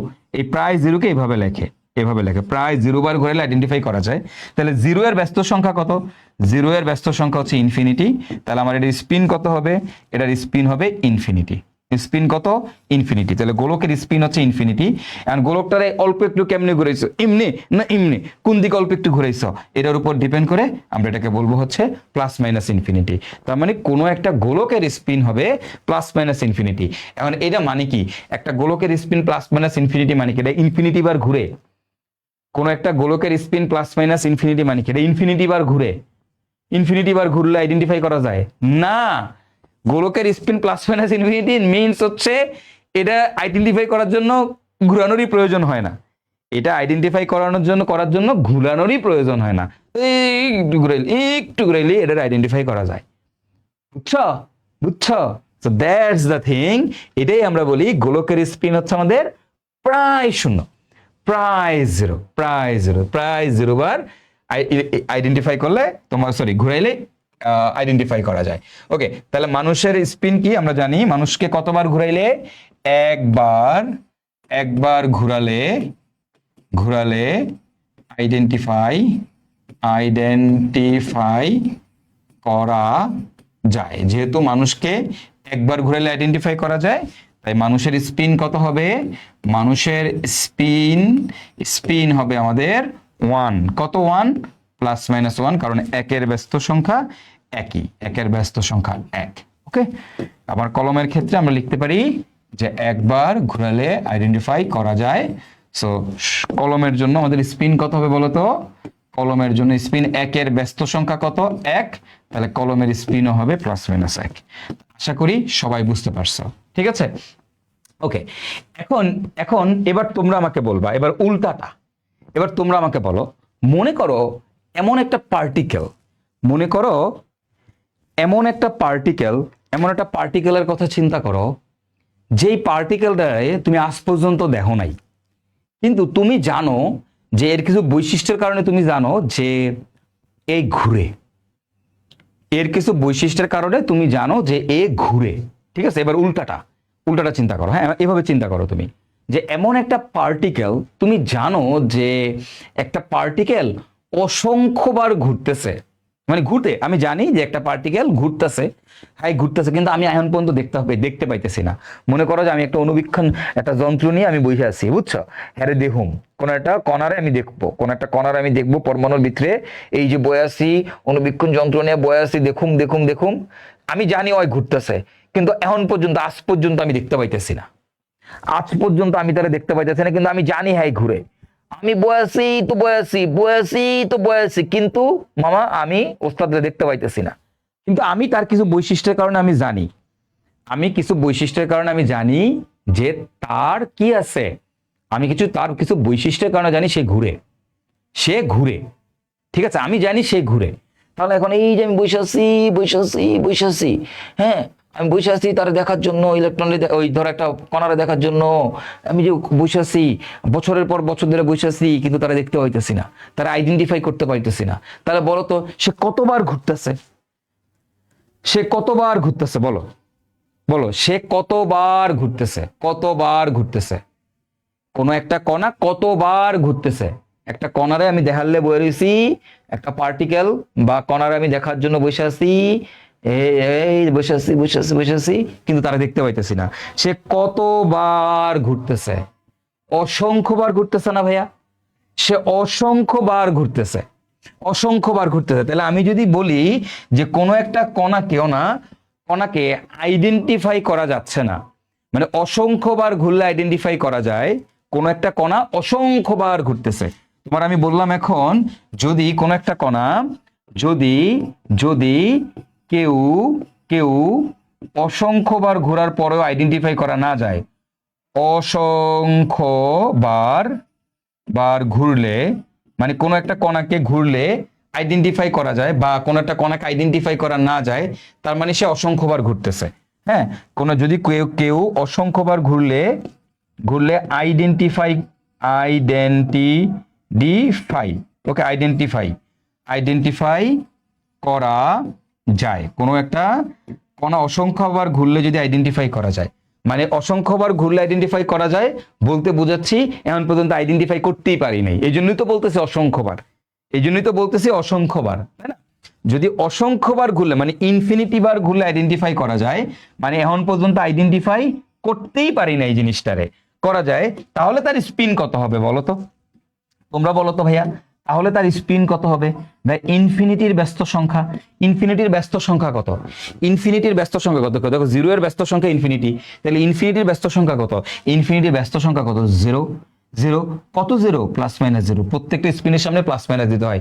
ইনফিনিটি বার কি এই বরাবর ঘুরতেছে নাকি ইনফিনিটি বার এই বরাবর ঘুরতেছে, এমনি ঘুরতেছে না এমনি ঘুরতেছে, কার উপর কেমনি ঘুরতেছে তার উপর ডিপেন্ড করে প্লাস মাইনাস। তার মানে কোনো একটা জিনিসের স্পিন জিরো মানে কি? কোন একটা জিনিসের spin zero, that doesn't mean হ্যাঁ শূন্যবার ঘুরে, সে শূন্যবার ঘুরে, যারাই ঘুরে, যাদেরকেই তুমি ঘুরাইতে পারবা তাদেরই স্পিন হয়। তাহলে কোনো একটা পার্টিকেল, যে কোনো পার্টিকেল আমরা জানি পরমাণুর মধ্যে ঘূর্ণায়মান অবস্থায় থাকে, কোনো একটা কণা পরমাণুর মধ্যে ঘূর্ণনরত অবস্থায় থাকে, তাহলে যেহেতু সে পরমাণুর মধ্যে ঘূর্ণনরত অবস্থায় আছে, যদি আমি তাকে দুইবার ঘুরলে আইডেন্টিফাই করতে পারি তাহলে তার স্পিন হবে হাফ। যদি আমি তাকে অসংখ্যবার ঘুরতেছে কিন্তু এখন আইডেন্টিফাই করতে পারি নাই, তাহলে তার স্পিন হবে জিরো। মানে কোনো কিছুর স্পিন জিরো মিন্স সে শূন্যবার ঘুরে না, কোনো কিছুর স্পিন জিরো মিন্স আমি তার কতবার ঘুরলে আইডেন্টিফাই করতে পারবো এটা এখন আবিষ্কার করতে পারি নাই, সে কতবার ঘুরলে তাকে আমি দেখতে পাবো এটা আমি এখনো আবিষ্কার করতে পারি নাই।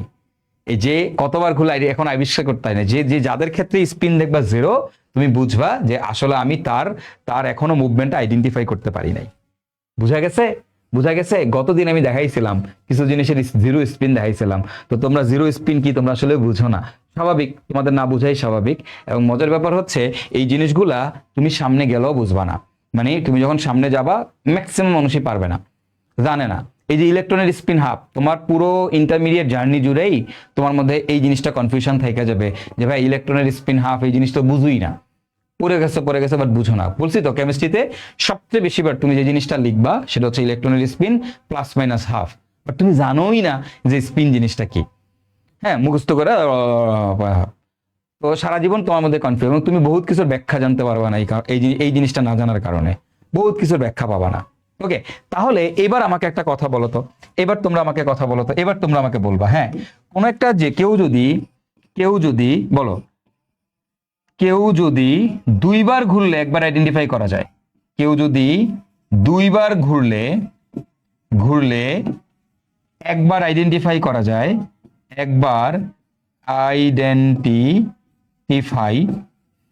আইডেন্টিফাই করা যায়, হ্যাঁ, তাহলে তার স্পিন কত হবে বলো? আমি তোমারে বললাম কোন একটা জিনিস দুইবার ঘুরলে একবার আইডেন্টিফাই করা যায়, কয়বার ঘুরলে? দুইবার ঘুরলে। তোমরা বলবা কেউ যদি দুইবার ঘুরলে একবার আইডেন্টিফাই করা যায় তাহলে তার স্পিন কত? কেউ যদি দুইবার ঘুরে তাহলে তাকে একবার আইডেন্টিফাই করা যায়। ওকে, যেমন যেমন এই যে দেখো ফ্যানের পাখা 1/3 ঘুরলে একবার আইডেন্টিফাই করা যায়, তাই স্পিন কত হয়েছে? 1/3 এর উল্টা, 1/3 এর উল্টা। তাহলে বলো কেউ দুইবার ঘুরছে তাকে একবার আইডেন্টিফাই করতে পারছো, তাহলে তার স্পিন কত হবে? দুই এর ব্যস্ত সংখ্যা, যতবার ঘুরলে আইডেন্টিফাই করা যায় তার ব্যস্ত সংখ্যাকে কি বলে? স্পিন বলে। যতবার ঘুরলে আইডেন্টিফাই করা যায় তার ব্যস্ত সংখ্যাকে কি বলে? স্পিন বলে। তাহলে তোমরা আমাকে বলো তো ভাইয়া, তাহলে তোমরা বলো তো কেউ দুইবার ঘুরলে একবার আইডেন্টিফাই করা যায় তাহলে তার স্পিন কত? তার স্পিন হচ্ছে হাফ। তার স্পিন কত? হাফ। তার মানে দুইবার ঘুরছে, একবার ঘুরছে তারপর আবার ঘুরছে, দুইবার ঘুরছে তাকে আইডেন্টিফাই করতে পারছি। একবার ঘোরা মানে 360 ডিগ্রি ঘুরছে, দুইবার ঘোরা মানে 360 ইন্টু 2 720 ডিগ্রি ঘুরলে একবার আইডেন্টিফাই করা যায়। কেউ যদি দুইবার ঘুরলে একবার আইডেন্টিফাই করা যায় তাদের ব্যস্ত সংখ্যাকে আমরা স্পিন বলি, তার মানে তার স্পিন কত হবে? হাফ। এখন দুইবার কোন দিকে ঘুরতেছে? এই বরাবর দুইবার ঘুরতেছে নাকি এই বরাবর দুইবার ঘুরতেছে, তার উপর ডিপেন্ড করে প্লাস মাইনাস হাফ, তার উপর ডিপেন্ড করে plus minus half. Very good. Aryan Rahman, Pramit Mondal, Shahriar হক, সামি, তারপর হচ্ছে লাবিব, নাফিসা, কাসমি, অসাধারণ। তোরা এক একটা বস, ওকে হয়ে গেছস তোরা। এখন তোরা যে কত চমৎকার কনসেপ্ট শিখে ফেলছিস তোরা জানোস না, এবং এই সিম্পল কনসেপ্টটা জানার কারণে তোমার সামনে যে কত লাভ হবে তুমি কল্পনাও করতে পারবে না। যে তোমার সামনে কতটা লাভ হবে, জাস্ট এই জিনিসটা জানার কারণে। ঠিক আছে, ওকে চলো আসো।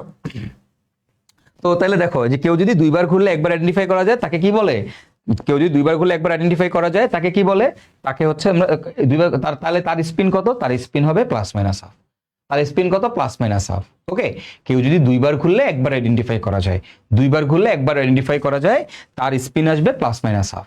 ওকে, এইবার আসো, এখন তোমরা আমাকে বলো আমার যে মৌলিক কণিকা আছে, মানে ফান্ডামেন্টাল পার্টিকেলস বা মৌলিক কণিকা, বা তুমি এদের কথা বাদ দাও, আমি যদি বলি এই যে আমাদের স্থায়ী মূল কণিকা ইলেকট্রন প্রোটন নিউট্রন, এই প্রত্যেকটা ইলেকট্রন বলো প্রোটন বলো নিউট্রন বলো এদের প্রত্যেকের স্পিনই প্লাস মাইনাস হাফ, এদের প্রত্যেকের স্পিনই হচ্ছে plus minus half. Electron proton neutron প্রত্যেকের স্পিন কত, প্লাস মাইনাস হাফ।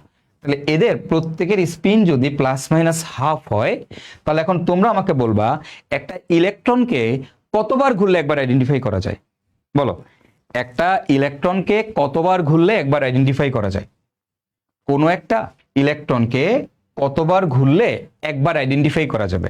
ইলেকট্রনের স্পিন প্লাস মাইনাস হাফ, প্রোটনের স্পিনও প্লাস মাইনাস হাফ, নিউট্রনের স্পিনও প্লাস মাইনাস হাফ। কিভাবে প্রোটন আর নিউট্রনের স্পিন প্লাস মাইনাস হাফ হয় সেটা গত ক্লাসে ভাইয়া একদম ক্যালকুলেশন করে যোগ বিয়োগ করে দেখাই দিছি, সেটা তোমরা বাদ দাও, আপাতত মাথা থেকে সরায় ফেলো, কোনো অসুবিধা নাই। তুমি আপাতত আজকের ক্লাস এটা বলো ইলেকট্রনের স্পিন প্লাস মাইনাস হাফ, এটার মানে কি, এটার মানে কি ইলেকট্রন দুইবার ঘুরলে একবার আইডেন্টিফাই করা যায়, দুইবার ঘুরলে একবার আইডেন্টিফাই করা যায়। তার মানে আমার যে মৌলিক কণিকাগুলো আছে এই প্রতিটা মৌলিক কণিকারই স্পিন হচ্ছে plus minus half. That means প্রত্যেকটা মৌলিক কণিকাকে আসলে দুইবার ঘুরলে একবার আইডেন্টিফাই করা যায়, দুইবার ঘুরলে একবার আইডেন্টিফাই করা যায়। তো দ্যাটস ওয়াই তাদের ক্ষেত্রে স্পিন হচ্ছে প্লাস মাইনাস হাফ। ওকে, একটা সহজ ভাষায় তোমাদেরকে বুঝাই অ্যাকচুয়াল জিনিসটা কিভাবে আসছে, মানে এই যে ইলেকট্রন যে দুইবার ঘুরলে একবার আইডেন্টিফাই করা যায় এটা আসলে কোথ থেকে আসছে, কিভাবে আসছে, এটার ম্যাথমেটিক্যাল প্রুফ আছে, ম্যাথমেটিক্যাল প্রমাণ আছে, যেটাকে আমরা বলি শোডিঞ্জারের প্রবাবিলিটি ইকুয়েশন।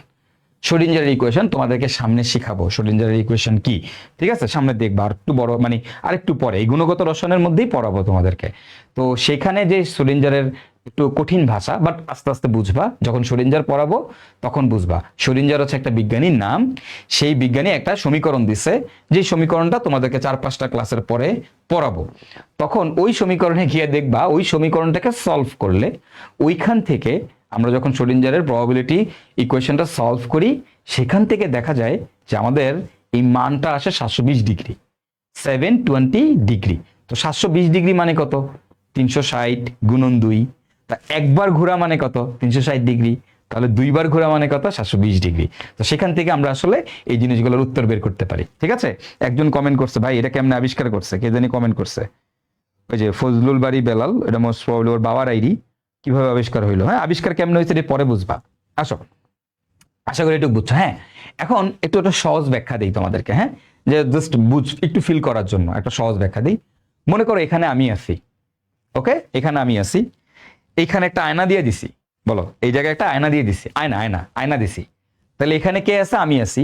বলো তো আয়নার ভেতরে আমরা দেখা যাবে কিনা, তোমরা বলো তো আয়নার ভিতরে আমাকে দেখা যাবে কিনা, আমি তো এই জায়গায় আছি, আমার পাশে যদি এখানে যদি একটা আয়না রেখে দেই তাহলে আয়নার ভিতরে আমার দেখা যাবে কিনা, বলো তো তোমরা বলো দেখা যাবে কিনা, কি মনে হয় দেখা যাবে? এই দেখো এখানে আমি এসেছি, এক্স্যাক্ট এই জায়গাতে আমি দাঁড়ায় আছি, এই জায়গাতে একটা আয়না দেওয়া আছে, বলো তো আয়নার ভিতরটাতে আমাকে দেখা যাবে কিনা, দেখা যাবে? দেখা যাবে, হ্যাঁ অবশ্যই আয়নার ভিতরে কিন্তু আমাকে দেখা যাবে, তাই না? আচ্ছা আমি জাস্ট তোমাদেরকে সহজ ভাষায় বোঝানোর জন্য বলতেছি, বুঝো কিন্তু, বুঝো কিন্তু। হ্যাঁ, এখন এই দেখো এই দেখো এই দেখো আমি যখন এখানে ঘুরবো আমার ভিতরে আয়নার ভিতরে যে আমার প্রতিবিম্বটা আছে, আয়নার ভিতরে যে আরেকটা সৈকত ভাইরে দেখতে পাচ্ছ, হ্যাঁ ও কেমন লাগে ঘুরবো না?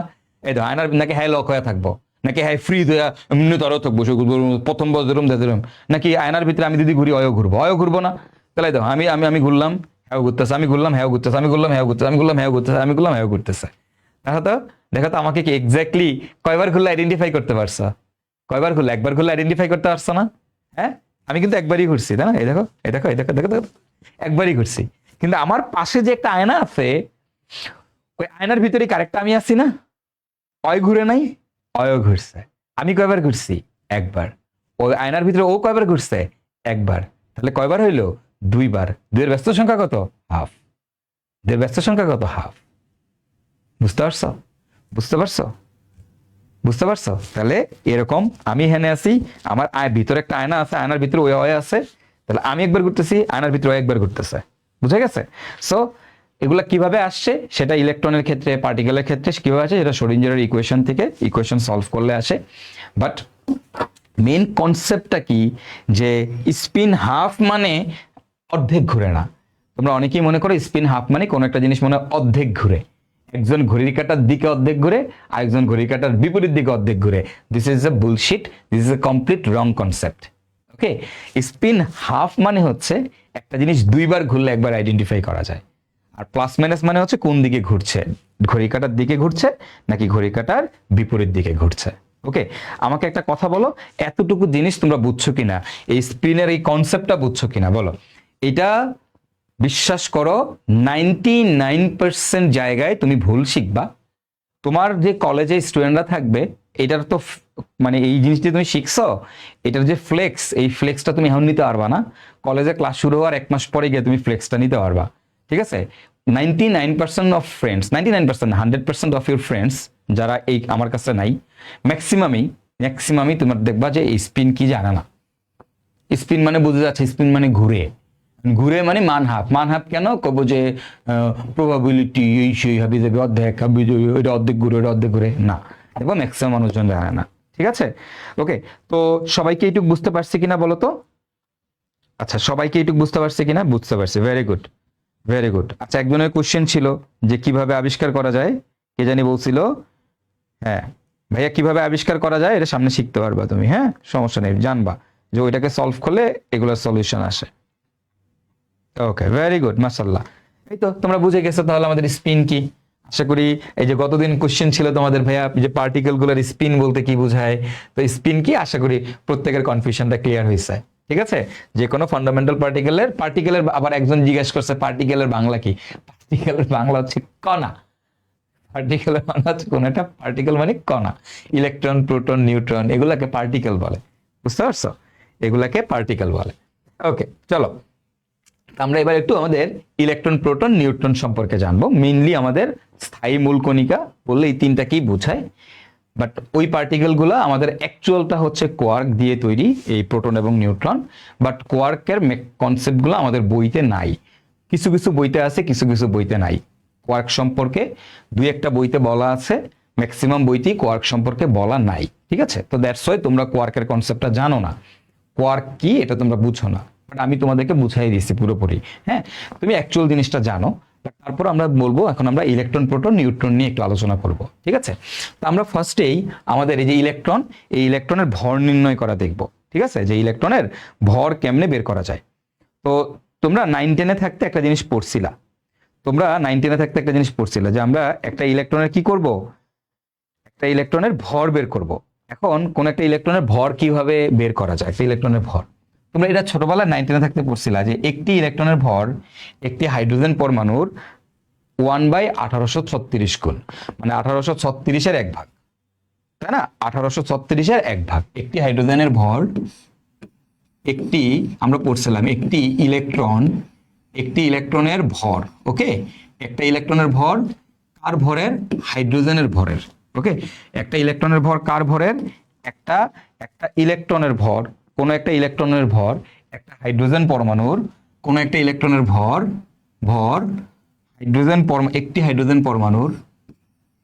একটি হাইড্রোজেন পরমাণুর ভরের, হাইড্রোজেন পরমাণুর ভরের কত গুণ বলতো? এই যে 1/1836 গুণ, 1/1836 গুণ। হ্যাঁ, তার মানে একটা ইলেকট্রনের ভর হচ্ছে একটা হাইড্রোজেন পরমাণুর ভরের 1836 গুণ। একটা ইলেকট্রনের ভর হচ্ছে একটা হাইড্রোজেন পরমাণুর ভরের 1836 গুণ। ঠিক আছে? এখন হাইড্রোজেনের প্রকৃত ভর কত? দেখো, হাইড্রোজেনের প্রকৃত ভর। ওকে, এখন হাইড্রোজেন পরমাণুর প্রকৃত ভর লিখি। হাইড্রোজেন পরমাণুর প্রকৃত ভর কত জানো? হাইড্রোজেন পরমাণুর প্রকৃত ভর, আমরা যখন এর প্রকৃত ভরটা ক্যালকুলেট করি, অ্যাটমিক মাস ইউনিট মানে একটা হাইড্রোজেন পরমাণু প্রকৃত ভর বের করে, মনে করো যে একটা দাড়িপাল্লা ওই ডিজিটাল পাল্লা আর কি মনে করো। এর প্রকৃত ভর আমরা যখন ক্যালকুলেশন করে দেখি যে আমাদের হাইড্রোজেন পরমাণুর প্রকৃত ভর হচ্ছে 1.00757 গ্রাম। কি বলছি?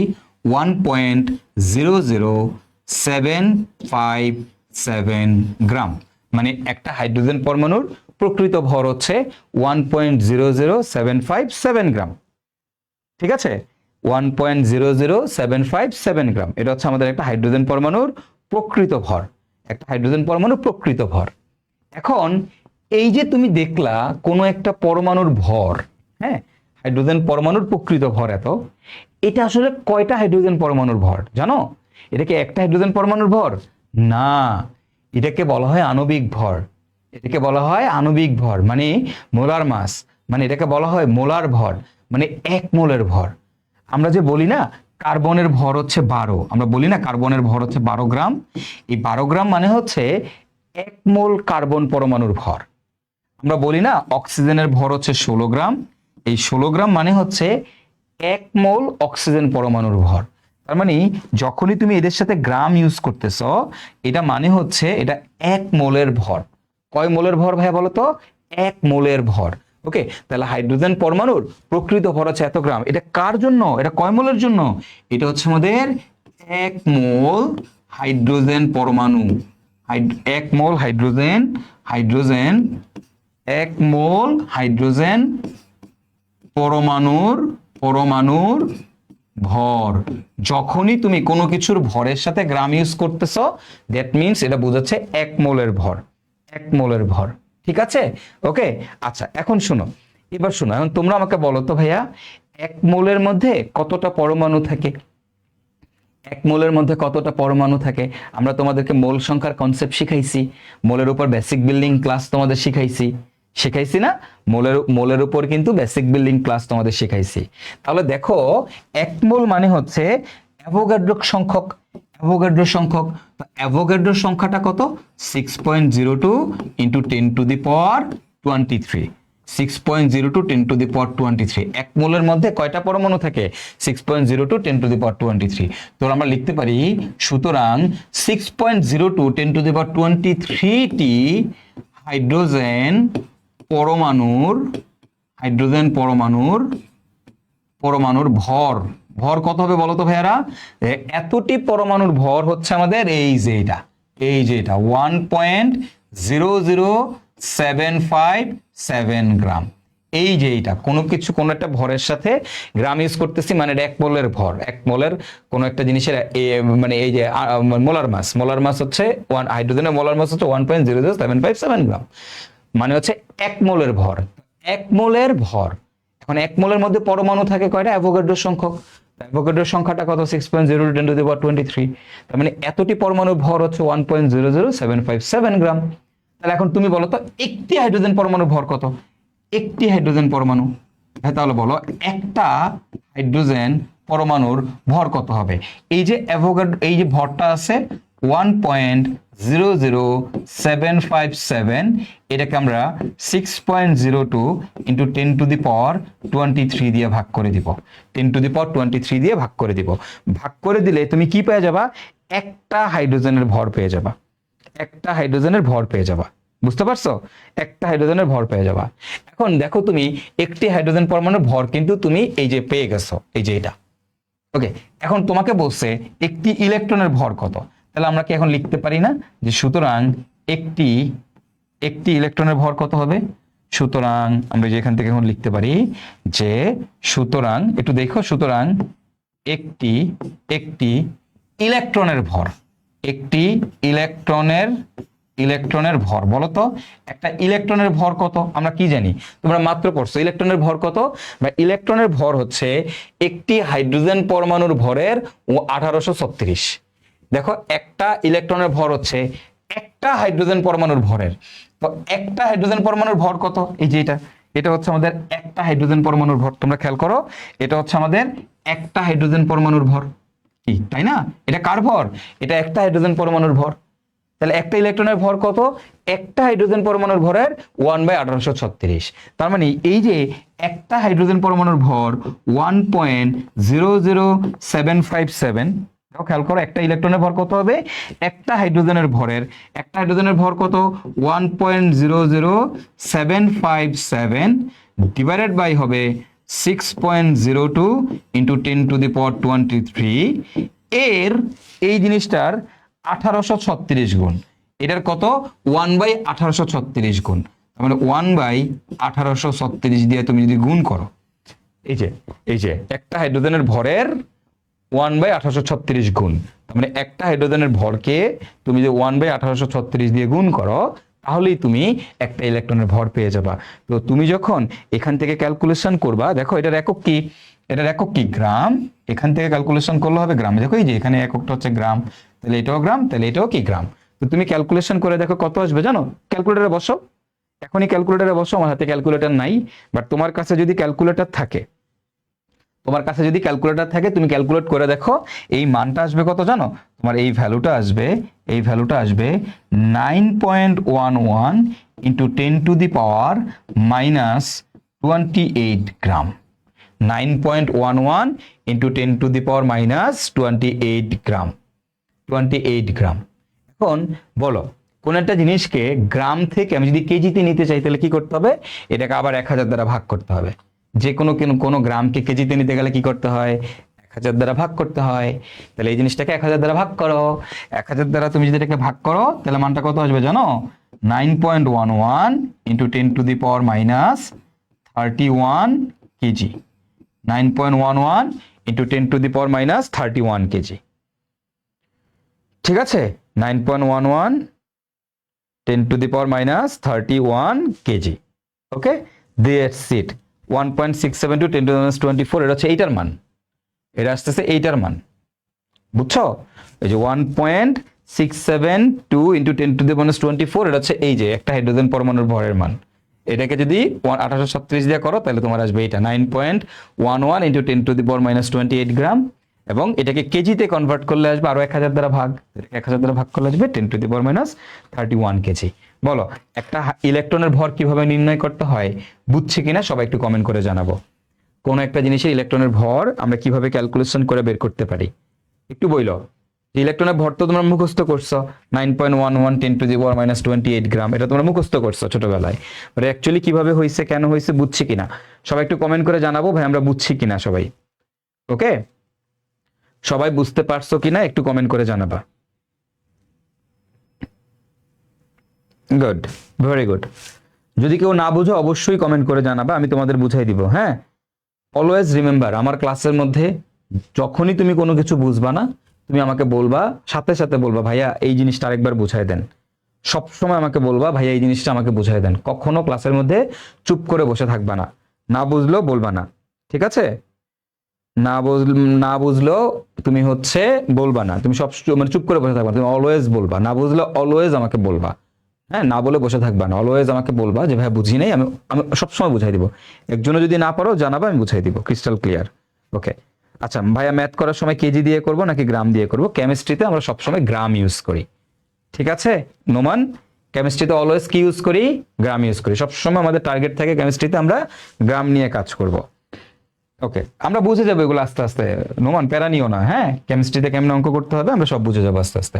চলো এবার আমরা ইলেকট্রনের চার্জ নির্ণয় করব। ভর নির্ণয় তো শিখলাম, এবার আমরা ইলেকট্রনের চার্জ নির্ণয়টা শিখবো, যে একটা ইলেকট্রনের চার্জ কেমনে নির্ণয় করা হয়। হ্যাঁ, তো একটা ইলেকট্রনের চার্জ কিভাবে নির্ণয় করব আমরা দেখি।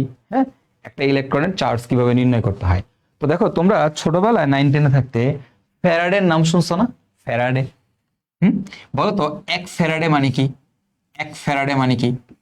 এক ফ্যারাডে মানে হচ্ছে 96,500 কুলম। জানো, এক ফ্যারাডে মানে হচ্ছে 96,500 কুলম। এই যে এক ফ্যারাডে মানে হচ্ছে 96,500 কুলম, এক ফ্যারাডে মানে হচ্ছে কি 96,500 কুলম। 96,500 কুলম, এক ফ্যারাডে মানে কত? 96,500 কুলম। কুলম কুলম এক ফ্যারাডে মানে হচ্ছে 96,500 কুলম। ওকে, আচ্ছা এখন এই 1 ফ্যারাডে মানে কি জানো? 1 ফ্যারাডে মানে হচ্ছে, এটা মানে হচ্ছে 1 মোল ইলেকট্রনের চার্জ। এটা কি? এটা আমরা বলি 1 মোল ইলেকট্রনের চার্জ। এই যে আমরা বলি না যে 1 ফ্যারাডে মানে হচ্ছে 96,500 কুলম্ব, এই 1 ফ্যারাডে মানে হচ্ছে আমাদের 1 মোল ইলেকট্রনের চার্জ। 1 মোল ইলেকট্রনের চার্জ হচ্ছে 96,500 কুলম্ব। বুঝছো? 1 মোল ইলেকট্রনের চার্জ হচ্ছে 96,500 কুলম্ব। তাহলে অলওয়েজ রিমেম্বার যে 1 ফ্যারাড হচ্ছে 96,500 কুলম্ব, আর 96,500 কুলম্ব কি? 1 মোল ইলেকট্রনের চার্জ। 1 মোল ইলেকট্রনের চার্জ হচ্ছে 96,500 কুলম্ব। এখন তোমরা আমাকে বলো তো ভাইয়া 1 মোল মানে কত? বলো তো 1 মোল মানে কত? কয়টা ইলেকট্রন? 1 মোল মানে কয়টা ইলেকট্রন? মোল মানে কি? মোল মানেই আমরা জানি 6.02 ইন্টু 10 টু দি পাওয়ার 23। ওকে, তার মানে আমরা বলতে পারি এতটি ইলেকট্রনের চার্জ কত? 96,500 কুলম্ব। ওকে, এটা কিন্তু তোমরা ছোটবেলায় পড়ছো, তোমাদের 19 ছিল যে 1 ফ্যারাডে সমান সমান 96,500 কুলম্ব। 1 ফ্যারাডে সমান সমান 96,500 কুলম্ব। তাহলে এতটি ইলেকট্রনের চার্জ কত? 96,500। ঠিক আছে, তাহলে বলো তো ভাই একটি ইলেকট্রনের চার্জ কত? হ্যাঁ, তাহলে একটি ইলেকট্রনের চার্জ কত? ঐকিক নিয়ম, চার্জ কত হবে ভাই বলো তো? এই যে 96,500 কে আমরা নাম্বার অফ অ্যাভোগাড্রো দ্বারা ভাগ করব। নাম্বার অফ অ্যাভোগাড্রো কত? 6.02 ইন্টু 10 টু দি পাওয়ার 23 দ্বারা ভাগ করে দিব। তুমি যদি ভাগ করে দাও তাহলে এইখান থেকে তুমি ভাগ করে দেখো কত আসে মানটা। তুমি ভাগ করে দেখো তো কত আসে মানটা, করে দেখো কত আসবে জানো?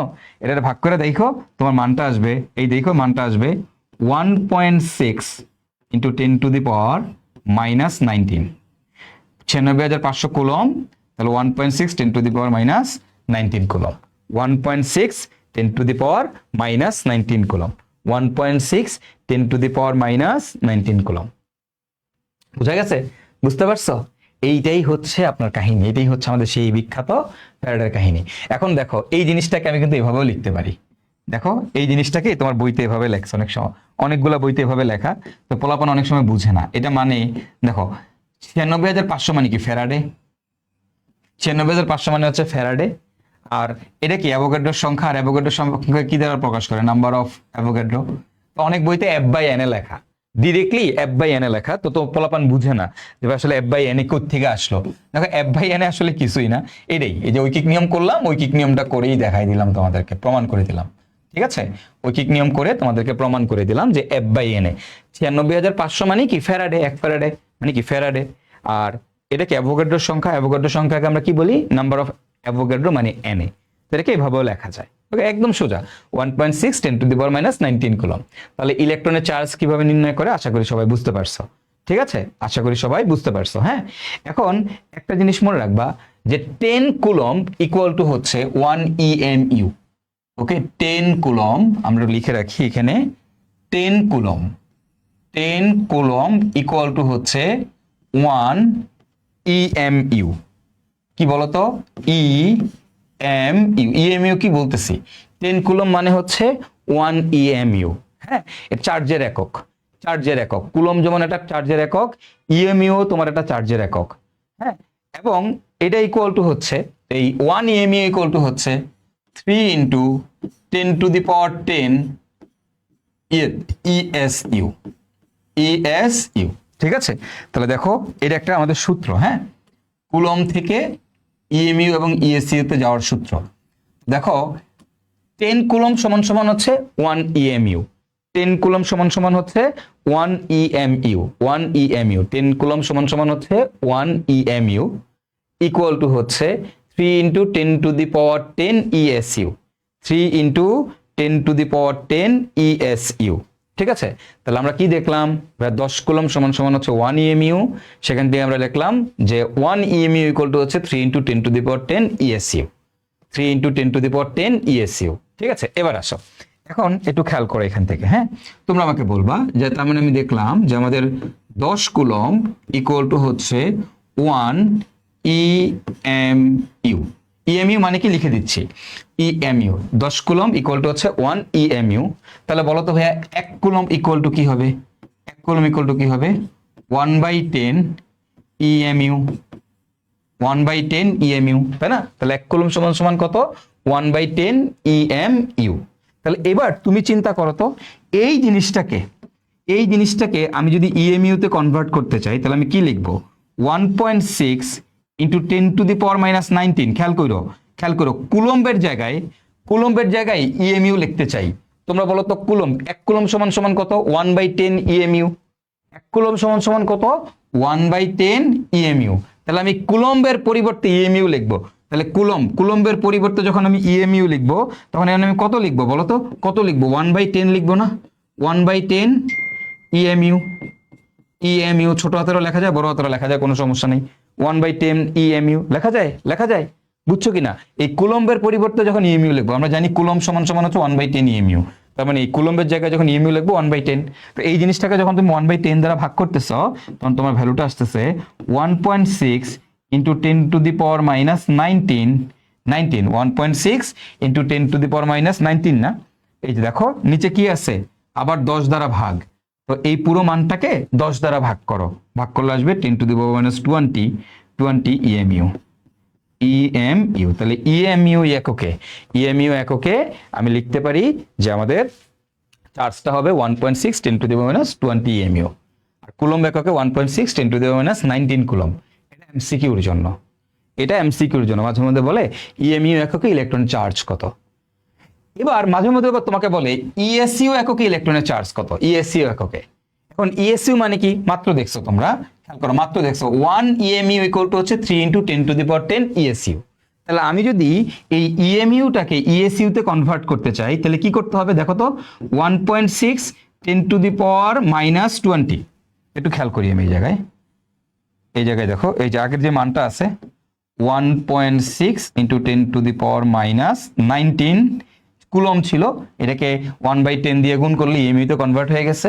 এখন দেখো এবার এই যে 1.6, খেয়াল করো, 1.6 × 10⁻⁻20, খেয়াল করো 1.6 10⁻⁻20, খেয়াল করো 1.6 10⁻⁻20, এটা কি ইএমইউ তে আছে।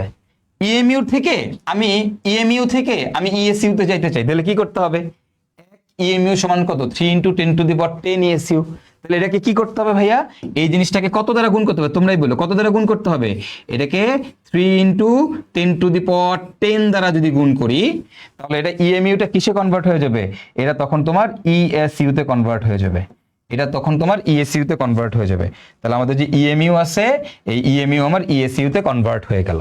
এবার দেখো তো, এবার ক্যালকুলেশন করলে কত আসবে, এখানে আসবে 4.8 × 10⁻4.8 × 10⁻⁻20 প্লাস 10, আলটিমেটলি থাকবে কত, -10। 4.8 × 10⁻⁻10 না তো, 3 × 10⁻, কত হবে, আর -30 হবে। 3 × 10⁻10 দাঁড়াও, 1 মিনিট দাঁড়াও, কই জানেন -30 কেমনে কইলো, -20 প্লাস 10, ওকে, -20 প্লাস 10, সরি আমরা মাইনাস চিন্তা করে আমি কি বলতেছি, -20 প্লাস 10, তাহলে কত হবে, -10 ইএসইউ। ওকে, তাহলে 4.8 × 10⁻⁻10 ইএসইউ। তাহলে তুমি এটা ইএসইউ এককে তোমার একটা ইলেকট্রনের চার্জের মান হচ্ছে এত। তাহলে আমরা নর্মালি দেখলাম একটা ইলেকট্রনের চার্জের মান কেমনে বের করে, ভাই 1 ফ্যারাডেকে অ্যাভোগাড্রোর সংখ্যা দ্বারা যদি ভাগ করি, অর্থাৎ 96,500কে অ্যাভোগাড্রোর সংখ্যা দ্বারা ভাগ করলেই আমি একটা ইলেকট্রনের চার্জ পেয়ে যাই 1.6 10⁻⁻19 কুলম্ব। এটা আমরা পেয়ে গেছি। এখন এই কুলম্ব এককটাকে আমি ইএমইউ এককে নিতে চাই, তো কুলম্ব থেকে ইএমইউ তে যেতে হলে 10 দিয়ে ভাগ করতে হয়, ঠিক আছে, 10 দিয়ে ভাগ করতে হয়। এখন ইএমইউ থেকে ইএসইউ তে যেতে চাই, তাহলে আমাকে কি করতে হবে, 3 × 10⁻10 দিয়ে তোমার হচ্ছে গুণ করতে হবে। 3 × 10⁻10 দিয়ে গুণ করলে সেটা ইএসইউ তে কনভার্ট হয়ে যাবে। হ্যাঁ, এখন ইএমইউ মানে কি আর হচ্ছে আমাদের ইএসইউ মানে কি, হ্যাঁ, ইএমইউ আর ইএসইউ বলতে আসলে কি বোঝায় শুনো। ইএমইউ মানে হচ্ছে ইলেকট্রোম্যাগনেটিক, এটা মানে কি বলতো, ইলেকট্রোম্যাগনেটিক ইউনিট, হ্যাঁ। ইএমইউ মানে হচ্ছে জাস্ট এমনি মনে রাখো, ইলেকট্রোম্যাগনেটিক ইলেকট্রোম্যাগনেটিক ইলেকট্রোম্যাগনেটিক ইউনিট। ইউইউ মানে হচ্ছে ইলেকট্রোম্যাগনেটিক ইউনিট, আর ইএসইউ মানে কি? ইএসইউ মানে হচ্ছে ইলেকট্রোস্ট্যাটিক ইউনিট।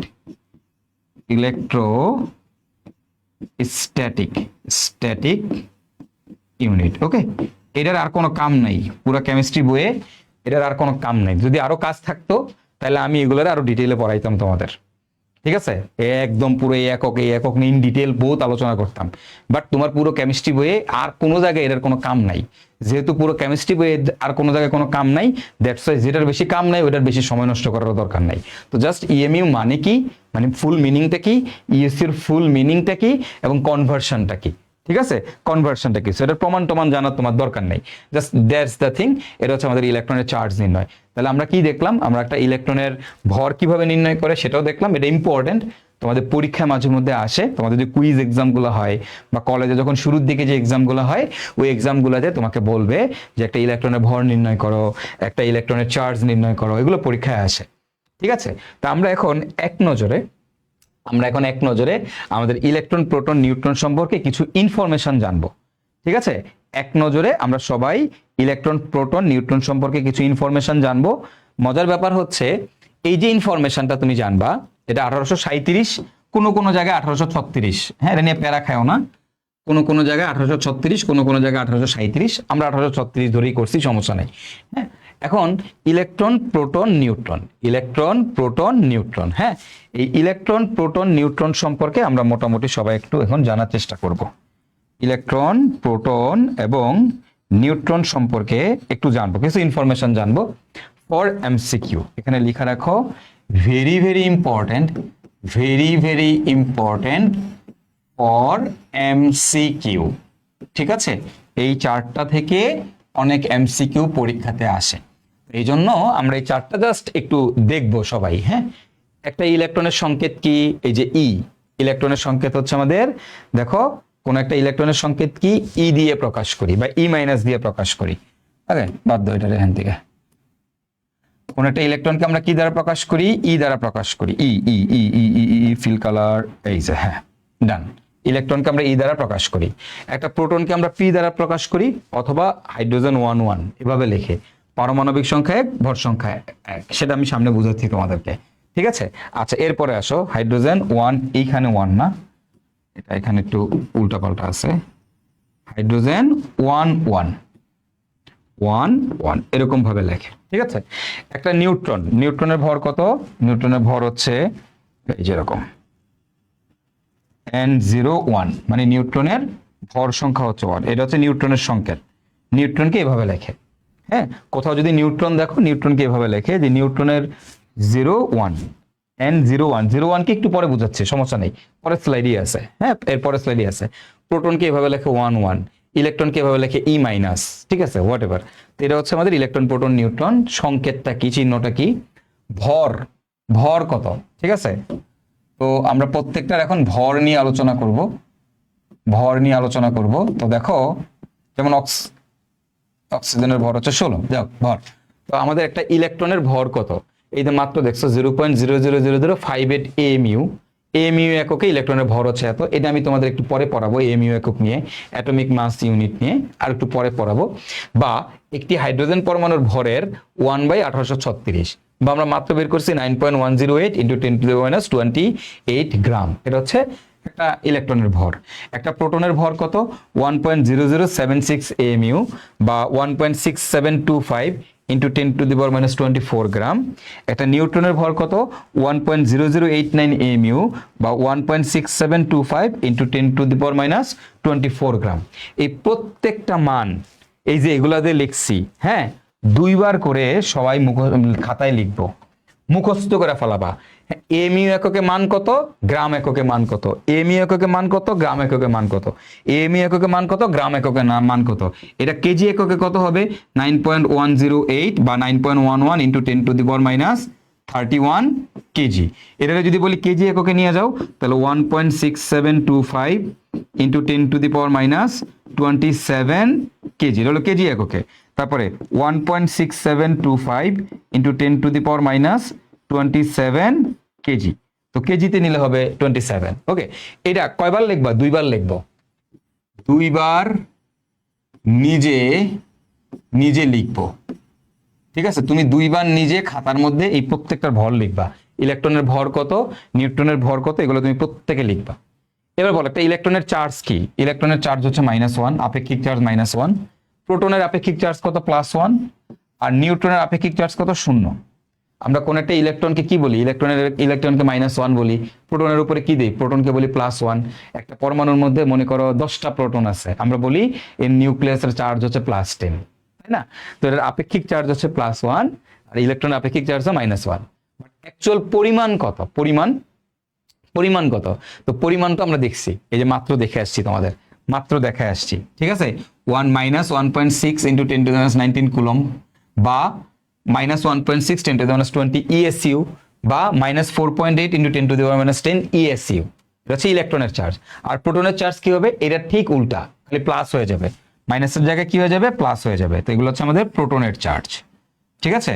এগুলো হচ্ছে আমাদের প্রোটনের চার্জ। তো আমরা মোটামুটি কিন্তু ইএমইউ একক, ইএসইউ একক, কুলম্ব একক, কোন একক, এটার মান কত সবই কিন্তু আমরা দেখে নিছি, ঠিক আছে? ওকে, ডান গেল।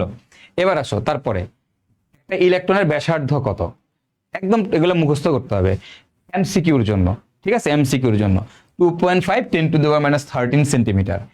একটা প্রোটনের ব্যাসার্ধ কত? 1.2 10⁻13 সেন্টিমিটার। একটা নিউট্রনের ব্যাসার্ধ কত? 1.2 10⁻13 সেন্টিমিটার। এই দুইটা সেম, প্রোটন আর নিউট্রনেরটা সেম, ঠিক আছে? একটা নিউট্রনের আধানের পরিমাণ কত? আমরা জানি নিউট্রন হচ্ছে চার্জ নিরপেক্ষ, 0। আচ্ছা, কোথায় থাকে? পরমাণুর নিউক্লিয়াসের বাইরের বিভিন্ন কক্ষপথে থাকে। পরমাণুর নিউক্লিয়াসে থাকে, পরমাণুর নিউক্লিয়াসে থাকে প্রোটন আর নিউট্রন, তোমরা সবাই জানো। আচ্ছা, কিভাবে কণাটি আবিষ্কার করা হয়েছে? ক্যাথোড রশ্মি পরীক্ষার মাধ্যমে। কিসের মাধ্যমে বলো তো ভাইয়ারা? ক্যাথোড রশ্মি পরীক্ষার মাধ্যমে। আর এটারে কিভাবে আবিষ্কার করছে? ওই ক্যাথোড রশ্মি পরীক্ষার মধ্যেই গোল্ডস্টাইন দেখছে যে হাইড্রোজেনের পজিটিভ রে পাওয়া যায় হাইড্রোজেন গ্যাস দ্বারা উৎপন্ন পজিটিভ রশ্মির মাধ্যমে, ঠিক আছে? আচ্ছা, এই নিউটন কোথায় আবিষ্কার করছে? আলফা কণা দ্বারা বেরিলিয়াম পরমাণুকে আঘাত করার মাধ্যমে। আলফা কণা দ্বারা বেরিলিয়াম পরমাণুকে আঘাত করার মাধ্যমে। এগুলোর প্রত্যেকের আবিষ্কারের হিস্ট্রি তোমার এখন পড়ার দরকার নাই, তোমার আসবে না পরীক্ষায়।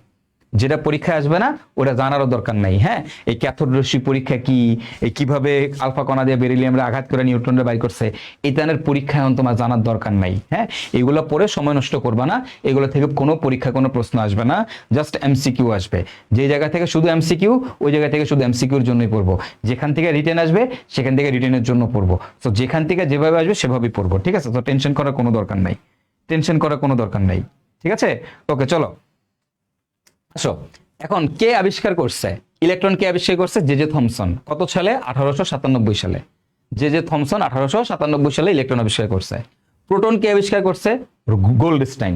প্রোটন কে আবিষ্কার করছে বলো তো ভাইরা? প্রোটন আবিষ্কার করছে আমাদের গোল্ডস্টাইন। গোল্ডস্টাইন হচ্ছে প্রোটন আবিষ্কার করছে, তাই না? কে আবিষ্কার করছে? গোল্ডস্টাইন। কিন্তু আসলে না, গোল্ডস্টাইন হচ্ছে প্রথম অবজার্ভ করছে। এ কি করছে? অবজার্ভ এ হচ্ছে প্রথম অবজার্ভ করছে।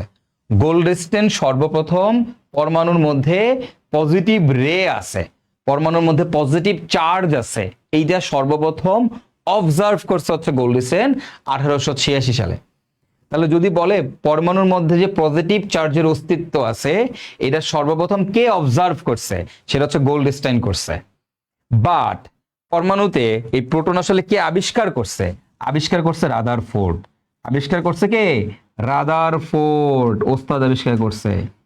রাদারফোর্ড। এই রাদারফোর্ড হচ্ছে একটা পরমাণুতে তোমার রাদারফোর্ড কি করছে? কোনো একটা রাদারফোর্ড হচ্ছে পরমাণুতে যে তোমার প্রোটন আছে, প্রোটনের অস্তিত্ব আবিষ্কার করছে, নাম দিছে। কত সালে দিচ্ছে ভাইয়া? 1917 সালে। 1917 সালে সর্বপ্রথম রাদারফোর্ড প্রোটন আবিষ্কার করছে। এই রাদারফোর্ড কি? রাদারফোর্ড হচ্ছে প্রোটনের আবিষ্কারক। এ হচ্ছে আবিষ্কারক, ইনভেন্টর। ওকে, এটা হচ্ছে আবিষ্কারক। তাহলে রাদারফোর্ড হচ্ছে আমাদের প্রোটনের আবিষ্কারক। প্রোটনের আবিষ্কারক কে? রাদারফোর্ড। প্রোটনের আবিষ্কারক কে? রাদারফোর্ড। আর প্রোটন সর্বপ্রথম অবজার্ভ করছে কে? যদি বলো অবজারভার কে, অবজার্ভ করছে কে, সর্বপ্রথম এটাকে পর্যবেক্ষণ কে করছে, সর্বপ্রথম দেখছে বা পর্যবেক্ষণ করছে বা আইডিয়া দিছে গোল্ডস্টাইন। এটার মধ্যে কিন্তু তোমরা একটা প্যাচ লাগায় ফেলো। সর্বপ্রথম আইডিয়াটা কে দিছে? গোল্ডস্টাইন। আর অ্যাকচুয়ালি আবিষ্কার করছে কে? রাদারফোর্ড। আবিষ্কার করছে কে? রাদারফোর্ড। আর আমাদের নিউট্রনকে আবিষ্কার করছে চ্যাডউইক। কত সালে? 1932 সালে। 1932 সালে, ঠিক আছে? 1932 সালে চ্যাডউইক হচ্ছে আমাদের নিউক্লিয়াস আবিষ্কার করছে। ঠিক আছে, তো আশা করি সবাই বুঝতে পারছো। হ্যাঁ, এইটুকু আশা করি সবাই বুঝতে পারছো। এখন একটা মজার জিনিস শোনো, মাঝে মধ্যে তোমার পরীক্ষায় এই জিনিসটা আসতে পারে, তোমাকে বলতে পারে একটা ই বাই এম এর মান কত? ই বাই এম তোমার বলতে পারে ইলেকট্রনের ই বাই এম এর মান কত। তো তোমরা অনেকেই বুঝো না যে আসলে ই বাই এম বলতে কি বোঝায়। বা ই বাই এম বলতে বোঝায় ইলেকট্রনের, এই দেখো, কোন একটা ইলেকট্রনের চার্জকে তার ভর দ্বারা ভাগ করবা। ইলেকট্রনের চার্জকে তার ভর দ্বারা ভাগ করবা। ইলেকট্রনের চার্জকে কি দ্বারা ভাগ করবা? ভর দ্বারা ভাগ করবা। এককটা কোন এককে? ভাইয়া বলছিলাম আমি তোমাকে, আমরা কোন এককে নিব ভাইয়া? কুলম্ব পার গ্রাম এককে নিব। কেন? কেমিস্ট্রিতে আমরা সবসময় চার্জের একক কুলম্ব বসাই, সবসময় ভরের একক গ্রাম বসাই। ওকে, তাহলে কুলম্ব এককে তুমি কি করবা? কুলম্ব এককে, এই কুলম্ব এককের যে ইলেকট্রনের চার্জ আছে তাকে ভর গ্রাম এককে ইলেকট্রনের ভর দ্বারা ভাগ করবা। ভাগ করলে যে জিনিসটা পাওয়া যায় সেটা কি বলা হয়? E by M. তো তুমি এখানে এই ইলেকট্রনের জন্য ই বাই এম এর মান বের করবা। ই বাই এম এর মান কত দেখো তো, ইলেকট্রনের জন্য করে দেখো, করে দেখো কত আসে। তুমি একটু করে দেখো তো কত আসে। 1.6 9.1, তাহলে আসবে কত? 1.75 ইন্টু 10⁸ এককটা কি হবে বলো তো? কুলম্ব পার গ্রাম। কুলম্ব পার গ্রাম 1.75 ইন্টু 10⁸। তুমি করে দেখো, এটাই আসবে, এটাই আসবে। ঠিক আছে, তারপরেরটা কত? এটা কি প্রোটন, তাই না? 1.67 আর 1.6, তাহলে কাটাকাটি করো। 1.6 কে 1.67 দ্বারা ভাগ করলে আসবে 9.5 ইন্টু 10⁻, কত আসবে? 19, 24, 10⁻4 কুলম্ব পার গ্রাম। কুলম্ব পার গ্রাম, ঠিক আছে? ওকে, coulomb per gram. That's it, ডান হয়ে গেল। তাহলে দেখো আমাদের আমরা কিভাবে প্রোটনের ই বাই এম বের করে ফেলতে পারলাম। তুমি বার করো, জাস্ট ই বাই এম, চার্জকে ভর দ্বারা ভাগ করবা। এই যে প্রোটনের যে চার্জ আছে কুলম্ব এককে, এই চার্জকে প্রোটনের ভর গ্রাম এককে প্রোটনের ভর দ্বারা ভাগ করবা। ভাগ করলেই তুমি ই বাই এম এর মানটা পেয়ে যাবা। তো মাঝে মধ্যে পরীক্ষা এটা আসে যে এটার ই বাই এম এর মান কত। তাহলে এবার তোমাদের কাছে কোশ্চেন, ভাইয়া বলো বলো তোমার নিউট্রনের ই বাই এম এর মান কত? কোনো একটা নিউট্রনের জন্য আমাদের ই বাই এম এর মানটা কত হবে? ভাইয়া একটা নিউট্রনের জন্য ই বাই এম এর মান কত? দেখি আমরা পারি কিনা। কোনো একটা নিউট্রনের জন্য আমাদের ই বাই এম এর মান কত? একটা নিউট্রনের জন্য ই বাই এম এর মান কত বলো দেখি, পারো কিনা। কোন একটা নিউট্রনের জন্য ই বাই এম এর মান কত? তাড়াতাড়ি তাড়াতাড়ি তাড়াতাড়ি উত্তর দাও। একটা ইলেকট্রনের ই বাই এম এর মান কত হবে? নিউট্রনের কোন একটা নিউট্রনের ই বাই এম এর ভ্যালু কত হবে?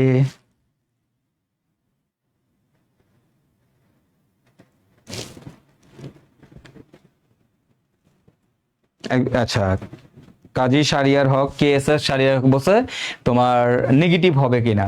না, ই বাই এম এর মান নেগেটিভ। হ্যাঁ, এখানে চার্জ নেগেটিভ, তুমি নেগেটিভ বসাইতে পারো, বাট আসলে নেগেটিভ না, ভ্যালুটা নিয়ে কাজ করে, শুধু মানটা নিয়ে কাজ করে। হ্যাঁ, ই বাই এম মানে শুধু ভ্যালু, শুধু মান নিয়ে কাজ করে। যেমন এটা পজিটিভ, এখানে তুমি মাইনাস দিতে পারো, সমস্যা নেই। মাইনাস দিলেও একই কথা, না দিলেও একই কথা, ইটস ওকে, কোনো সমস্যা নেই। ইলেকট্রনের জন্য কত, সরি নিউট্রনের জন্য কত? 0। নিউট্রনের জন্য আমাদের ই বাই এম এর মান হচ্ছে 0। ঠিক আছে, তো এই ই বাই এম কি, এটা তোমার পরীক্ষায় মাঝে মধ্যে তোমাকে এমসিকিউতে দিয়ে দিতে পারে যে ই বাই এম এর এম মানে কি। ঠিক আছে, তো আশা করি তোমরা সবাই বুঝতে পারছো।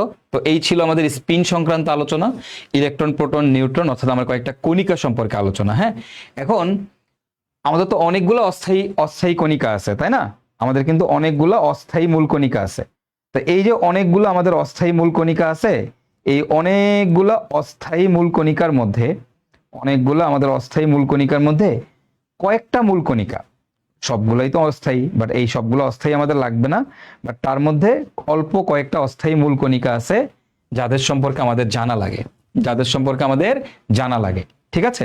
তো আমরা এই অল্প কয়েকটা আমাদের যে অস্থায়ী মূল কণিকা আছে এর মধ্যে পজিট্রন কি, নিউট্রিনো কি, পাই মেসন কি, মিউ মেসন কি, এগুলোর সম্পর্কে আমরা একটু জানবো, ঠিক আছে? আমরা একটু আমাদের এই জিনিসগুলো সম্পর্কে জানবো। তো এটা আমরা একটু দেখি, সবাই খেয়াল করো, আসো আসো ভাইয়ারা। আমার এর আগেরটা বুঝতে কারো কোনো সমস্যা আছে কিনা সবাই প্লিজ একটু জানাবা। আগের অংশটুকু বুঝতে কারো কোনো অসুবিধা আছে কিনা আমাকে প্লিজ সবাই একটু জানাবা, ঠিক আছে?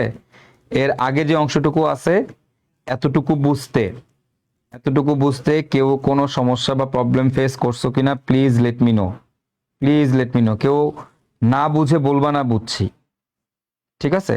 কেউ না বুঝে বলবা না বুঝছি, অবশ্যই আমাকে জানাবা, ঠিক আছে? আসো, তো পজিট্রন কি? শোনো, পজিট্রন কি? পজিট্রন হচ্ছে ইলেকট্রনের কমপ্লিট উল্টা জিনিসটা। ইলেকট্রনকে আমরা এখানে লিখি মাইনাস, পজিট্রন হচ্ছে ই প্লাস, বুঝতে পারছো? অর্থাৎ ইলেকট্রনের কমপ্লিটলি অপোজিট জিনিসটাকে আমরা বলি হচ্ছে পজিট্রন। ইলেকট্রনের কমপ্লিটলি অপোজিট জিনিসটাকে আমরা কি বলি? পজিট্রন বলি। তো পজিট্রন হচ্ছে এখানে 1, এখানে 0। এখানে 1 0 মানে কি, এগুলো আমি আগামী ক্লাসে বুঝাবো, ঠিক আছে? 1 0 মানে কি, যে 1 0 লিখি, এগুলো কি, এগুলো আগামী ক্লাসে ভাইয়া বুঝাবো। তাহলে এটার আধান কত? +1। ভর কত? ইলেকট্রনের ভরের সমান। আবিষ্কারককে হেন্ডারসন। হ্যাঁ। নিউট্রিনোর সংকেত কি? নিউট্রিনকে কি দ্বারা প্রকাশ করে? এই যেটা নিউ দ্বারা প্রকাশ করে। নিউট্রিনোকে কি দ্বারা প্রকাশ করে? নিউ দ্বারা প্রকাশ করে। এটার আধান কত? 0। ইলেকট্রনের ভর অপেক্ষা কি কম। আবিষ্কারককে ফার্মি। হ্যাঁ।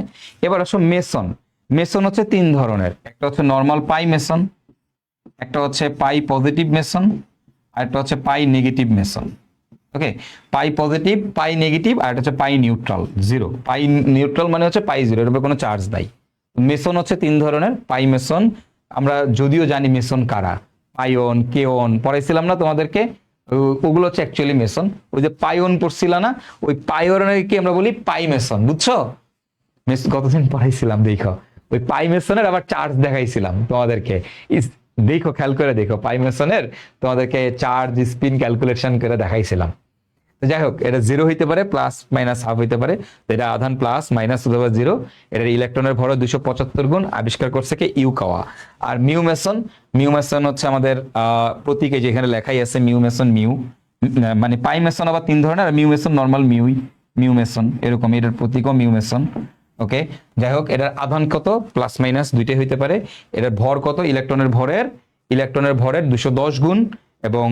এবং কে আবিষ্কার করছে? ইউকাওয়া আবিষ্কার করছে। ওকে, যাই হোক, তো এগুলা এমসিকিউর জন্য তুমি দেখতে পারো, বাট আমি একটু লেখা রাখি লেস ইম্পর্টেন্ট, মানে অত আহামরি যে ইম্পর্টেন্ট এরকম না। আগেরটাকে যেমন দেখছি ভেরি ভেরি ইম্পর্টেন্ট, এটা হচ্ছে আমাদের লেস ইম্পর্টেন্ট, অত আহামরি ইম্পর্টেন্ট কিছু না, ঠিক আছে? এগুলো অত আহামরি ইম্পর্টেন্ট কিছু না, এগুলো একেবারেই লেস ইম্পর্টেন্ট জিনিস, তো প্যারানোর কোনো দরকার নাই। ওকে, চলো আমরা মোটামুটি এগুলো দেখে নিলাম। আমরা নেক্সট ক্লাসে আমাদের মৌলের পরিচয়, আইসোটোপ, এগুলো নিয়ে আলোচনা করব। তো প্রথম আমাদের একটা কোয়েশ্চেন, আমরা কিছু এমসিকিউ সলভ করি। চলো, কি বলছে?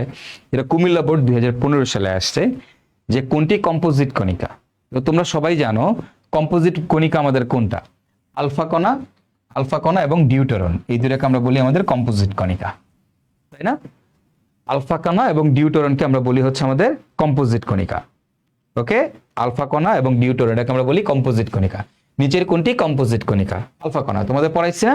পড়াইছি। চলো তারপরটা, ইলেকট্রনের চার্জ কত কুলম্ব? দেখো বরিশাল বোর্ড 2021 সালে আসছে। ইলেকট্রনের চার্জ কত কুলম্ব বের করতে বলছে। তো কুলম্ব কত? 1.6 × 10⁻⁹ এটা হচ্ছে কুলম্ব। এটা হচ্ছে ইএমইউ। যদি বলতো ইএমইউ তে কত, তাহলে অ্যান্সার হইতো এটা। আর এটা হচ্ছে ইএসইউ। যদি বলতো ইএসইউ তে কত, তাহলে এটা হইতো ইএসইউ, তাহলে তখন অ্যান্সার হইতো কিন্তু সি। ঠিক আছে? তো কুলম্বে চাইছে নাকি ইএমইউ তে চাইছে না ইএসইউ তে চাইছে, এটা কিন্তু একটু মাথায় রাখতে হবে। হ্যাঁ, চলো তারপরটাতে যাই। আলফা রশ্মির আপেক্ষিক চার্জ কত? আলফা রশ্মি মানে কি? আলফা কণা মানে কি? আলফা কণা মানে হচ্ছে হিলিয়াম 242+। এখন বলছে আলফা কণার আপেক্ষিক চার্জ কত, আপেক্ষিক চার্জ কত বলো তো, +2। দেখো সিলেট বোর্ডে আসছে 2015 সালে, তাই না? আলফা কণার আপেক্ষিক চার্জ কত ভাইয়ারা? আমাদের আলফা কণার আপেক্ষিক চার্জ হচ্ছে +2। আলফা কণার আপেক্ষিক চার্জ কত? আলফা কণার আপেক্ষিক চার্জ হচ্ছে +2। ঠিক আছে, ওকে, চলো চলো তারপরেরটাতে যাই আমরা। আমরা আমাদের তারপরেরটাতে যাই, বলো। তোমাকে বলছে প্রোটনের প্রকৃত ভর কত, বলো দেখি প্রোটনের প্রকৃত ভর কত। কোনো একটা প্রোটনের প্রোটনের প্রকৃত ভর তোমাকে বের করতে বলছে। একটা প্রোটনের প্রকৃত ভর কত, বলো দেখি সবাই। কোনো একটা প্রোটনের প্রকৃত ভর কত?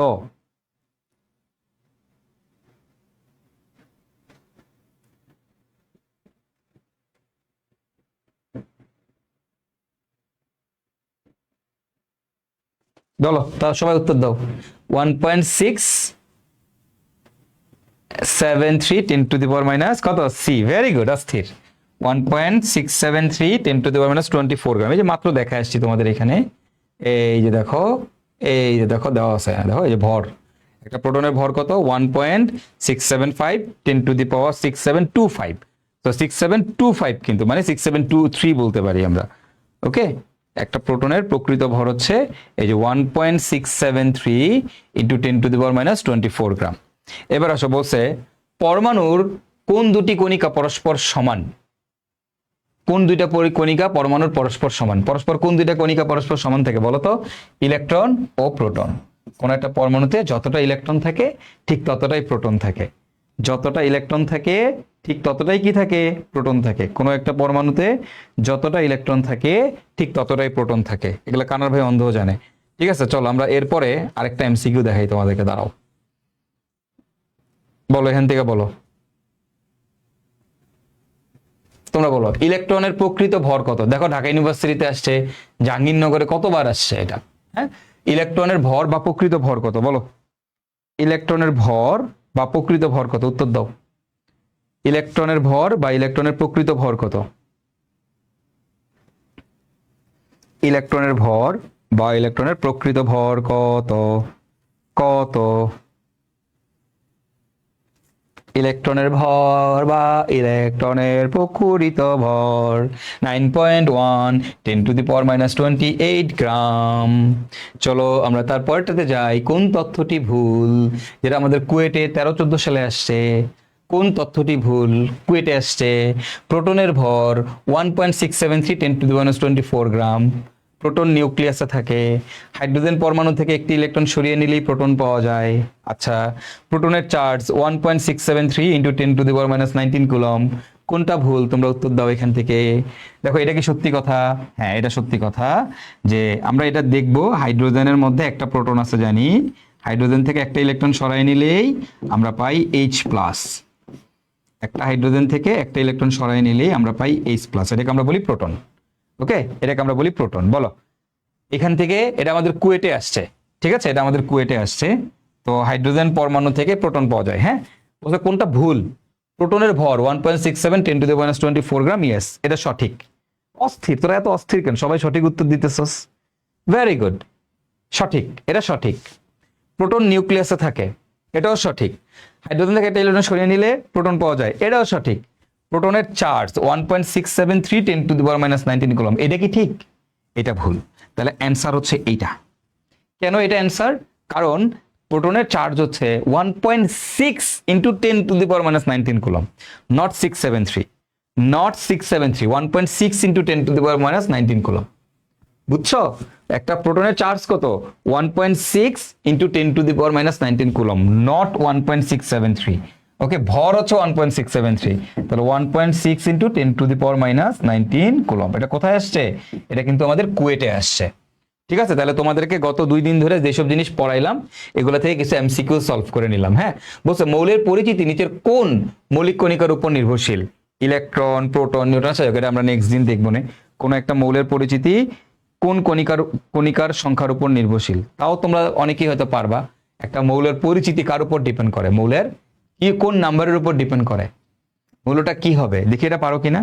কোন একটা মৌলের পরিচিতি নিচের কোন সংখ্যার কোনটার উপর নির্ভর করে? একটা মৌলের মেইন জিনিসকে প্রোটন সংখ্যা, নিউট্রন সংখ্যা না ইলেকট্রন সংখ্যা? প্রোটন সংখ্যা, নিউট্রন সংখ্যা না ইলেকট্রন সংখ্যা? নাফিসা, সারিয়ার হক, অস্থির, অস্থির, ভেরি গুড। সৌমিত্র তুমি কি আজকের ক্লাস বুঝতে পারছো? সৌমিত্র, প্রমিত মন্ডল, ওকে, আরে সবাই এরা অস্থির। সি সি সি সি সি সি সি সি সি সি এটা ঢাকা ইউনিভার্সিটিতে দেখো আসছে, চিটাং ইউনিভার্সিটিতে 19-20 সালে আসছে, আবার চিটাং ইউনিভার্সিটিতে 11-12 সালেও আসছে। ঠিক আছে, তো আশা করি তোমরা এগুলো বুঝতে পারছো, একদম বেসিক জিনিসগুলো তোমাদের পড়াই ফেললাম। মৌলের ইলেকট্রন, প্রোটন, নিউট্রন সম্পর্কে আমরা জানলাম। নেক্সট দিন আমরা আরেকটু চমৎকার কনসেপ্ট শিখবো, নেক্সট দিন আমরা আরেকটু চমৎকার জিনিস নিয়ে আলোচনা করব। ঠিক আছে, তো আজকের মতো ক্লাস এখানেই শেষ। আমাদের পরবর্তী ক্লাস হবে আগামীকাল শনিবার দিন। তো আগামীকাল আমরা আরো কিছু চমৎকার জিনিস শিখবো, অর্থাৎ আস্তে আস্তে। প্রথম তো তোমাদের প্রথম দিন তো একটু ডিফারেন্ট টাইপের জিনিস, একটু বেসিক জিনিসপাতি দেখাইছি, এখন আস্তে আস্তে আমরা বইয়ের পড়াতে চলে যাব। ঠিক আছে, তো সবাই মনোযোগ সহকারে ক্লাস করবা। ভাইয়ার ক্লাস নোট যা পড়াচ্ছি, যেভাবে পড়াচ্ছি হুবহু নোট করবা, সব আমার ক্লাসের নোট হুবহু করবা। ঠিক আছে, একদম মানে কোনো এখানে ব্যতিক্রম করা যাবে না। আমার ক্লাস নোট একদম পাই টু পাই ক্লাস নোট করবা সবাই, কারণ আমার এই ক্লাস নোট তোমার আজকে থেকে শুরু করে একদম তোমার বইয়ের ভর্তি পরীক্ষার আগ পর্যন্ত কাজে লাগবে। যেদিন বইয়ের ভর্তি পরীক্ষা দিতে যাবা তার আগের দিনও তুমি আমার নোট দেখেই যাবা, এবং এই নোটের বাইরে থেকে আমি যা পড়াবো এর বাইরে থেকে কিছু কোথাও কোনোদিন আসবে না, না তোমার একাডেমিকে আসবে, না তোমার কোনো অ্যাডমিশন আসবে, নট ইভেন বুয়েট। ঠিক আছে, তোমরা জানো কিনা জানি না, তোমাদের যে সিনিয়র যারা আছে তাদের কাছে খোঁজ নিও, যারা আমার স্টুডেন্ট ছিল তাদের কাছে খোঁজ নিও যে বুয়েটে ভাইয়ার স্লাইডের বাইরে থেকে, আমার নোট থেকে, নোটের বাইরে থেকে কোনো অঙ্ক আসে না, হুবহু ডেটা সহ কমন পড়ে, হুবহু ডেটা সহ কমন পড়ে। তুমি তোমার সিনিয়রদের কাছ থেকে জেনে আসো। ঠিক আছে, ঢাকা ভার্সিটি অন্য ইউনিভার্সিটির কথা বাদই দিলাম, সবচেয়ে কঠিন পরীক্ষা কই হয়? বুয়েটেই তো হয়, তাই না? ডেটা সহ কমন পড়ে অঙ্ক। তো আমার স্লাইড সবকিছু সুন্দর মতো করে উঠাবা। ঠিক আছে, তো সবাই ভালো থাকবা, সুস্থ থাকবা। আজকের মতো এখানেই বিদায়, দেখা হবে পরবর্তী ক্লাসে, অর্থাৎ আগামীকাল। চলে আসবা সবাই ঠিক টাইম মতো। ওকে, আল্লাহ হাফেজ।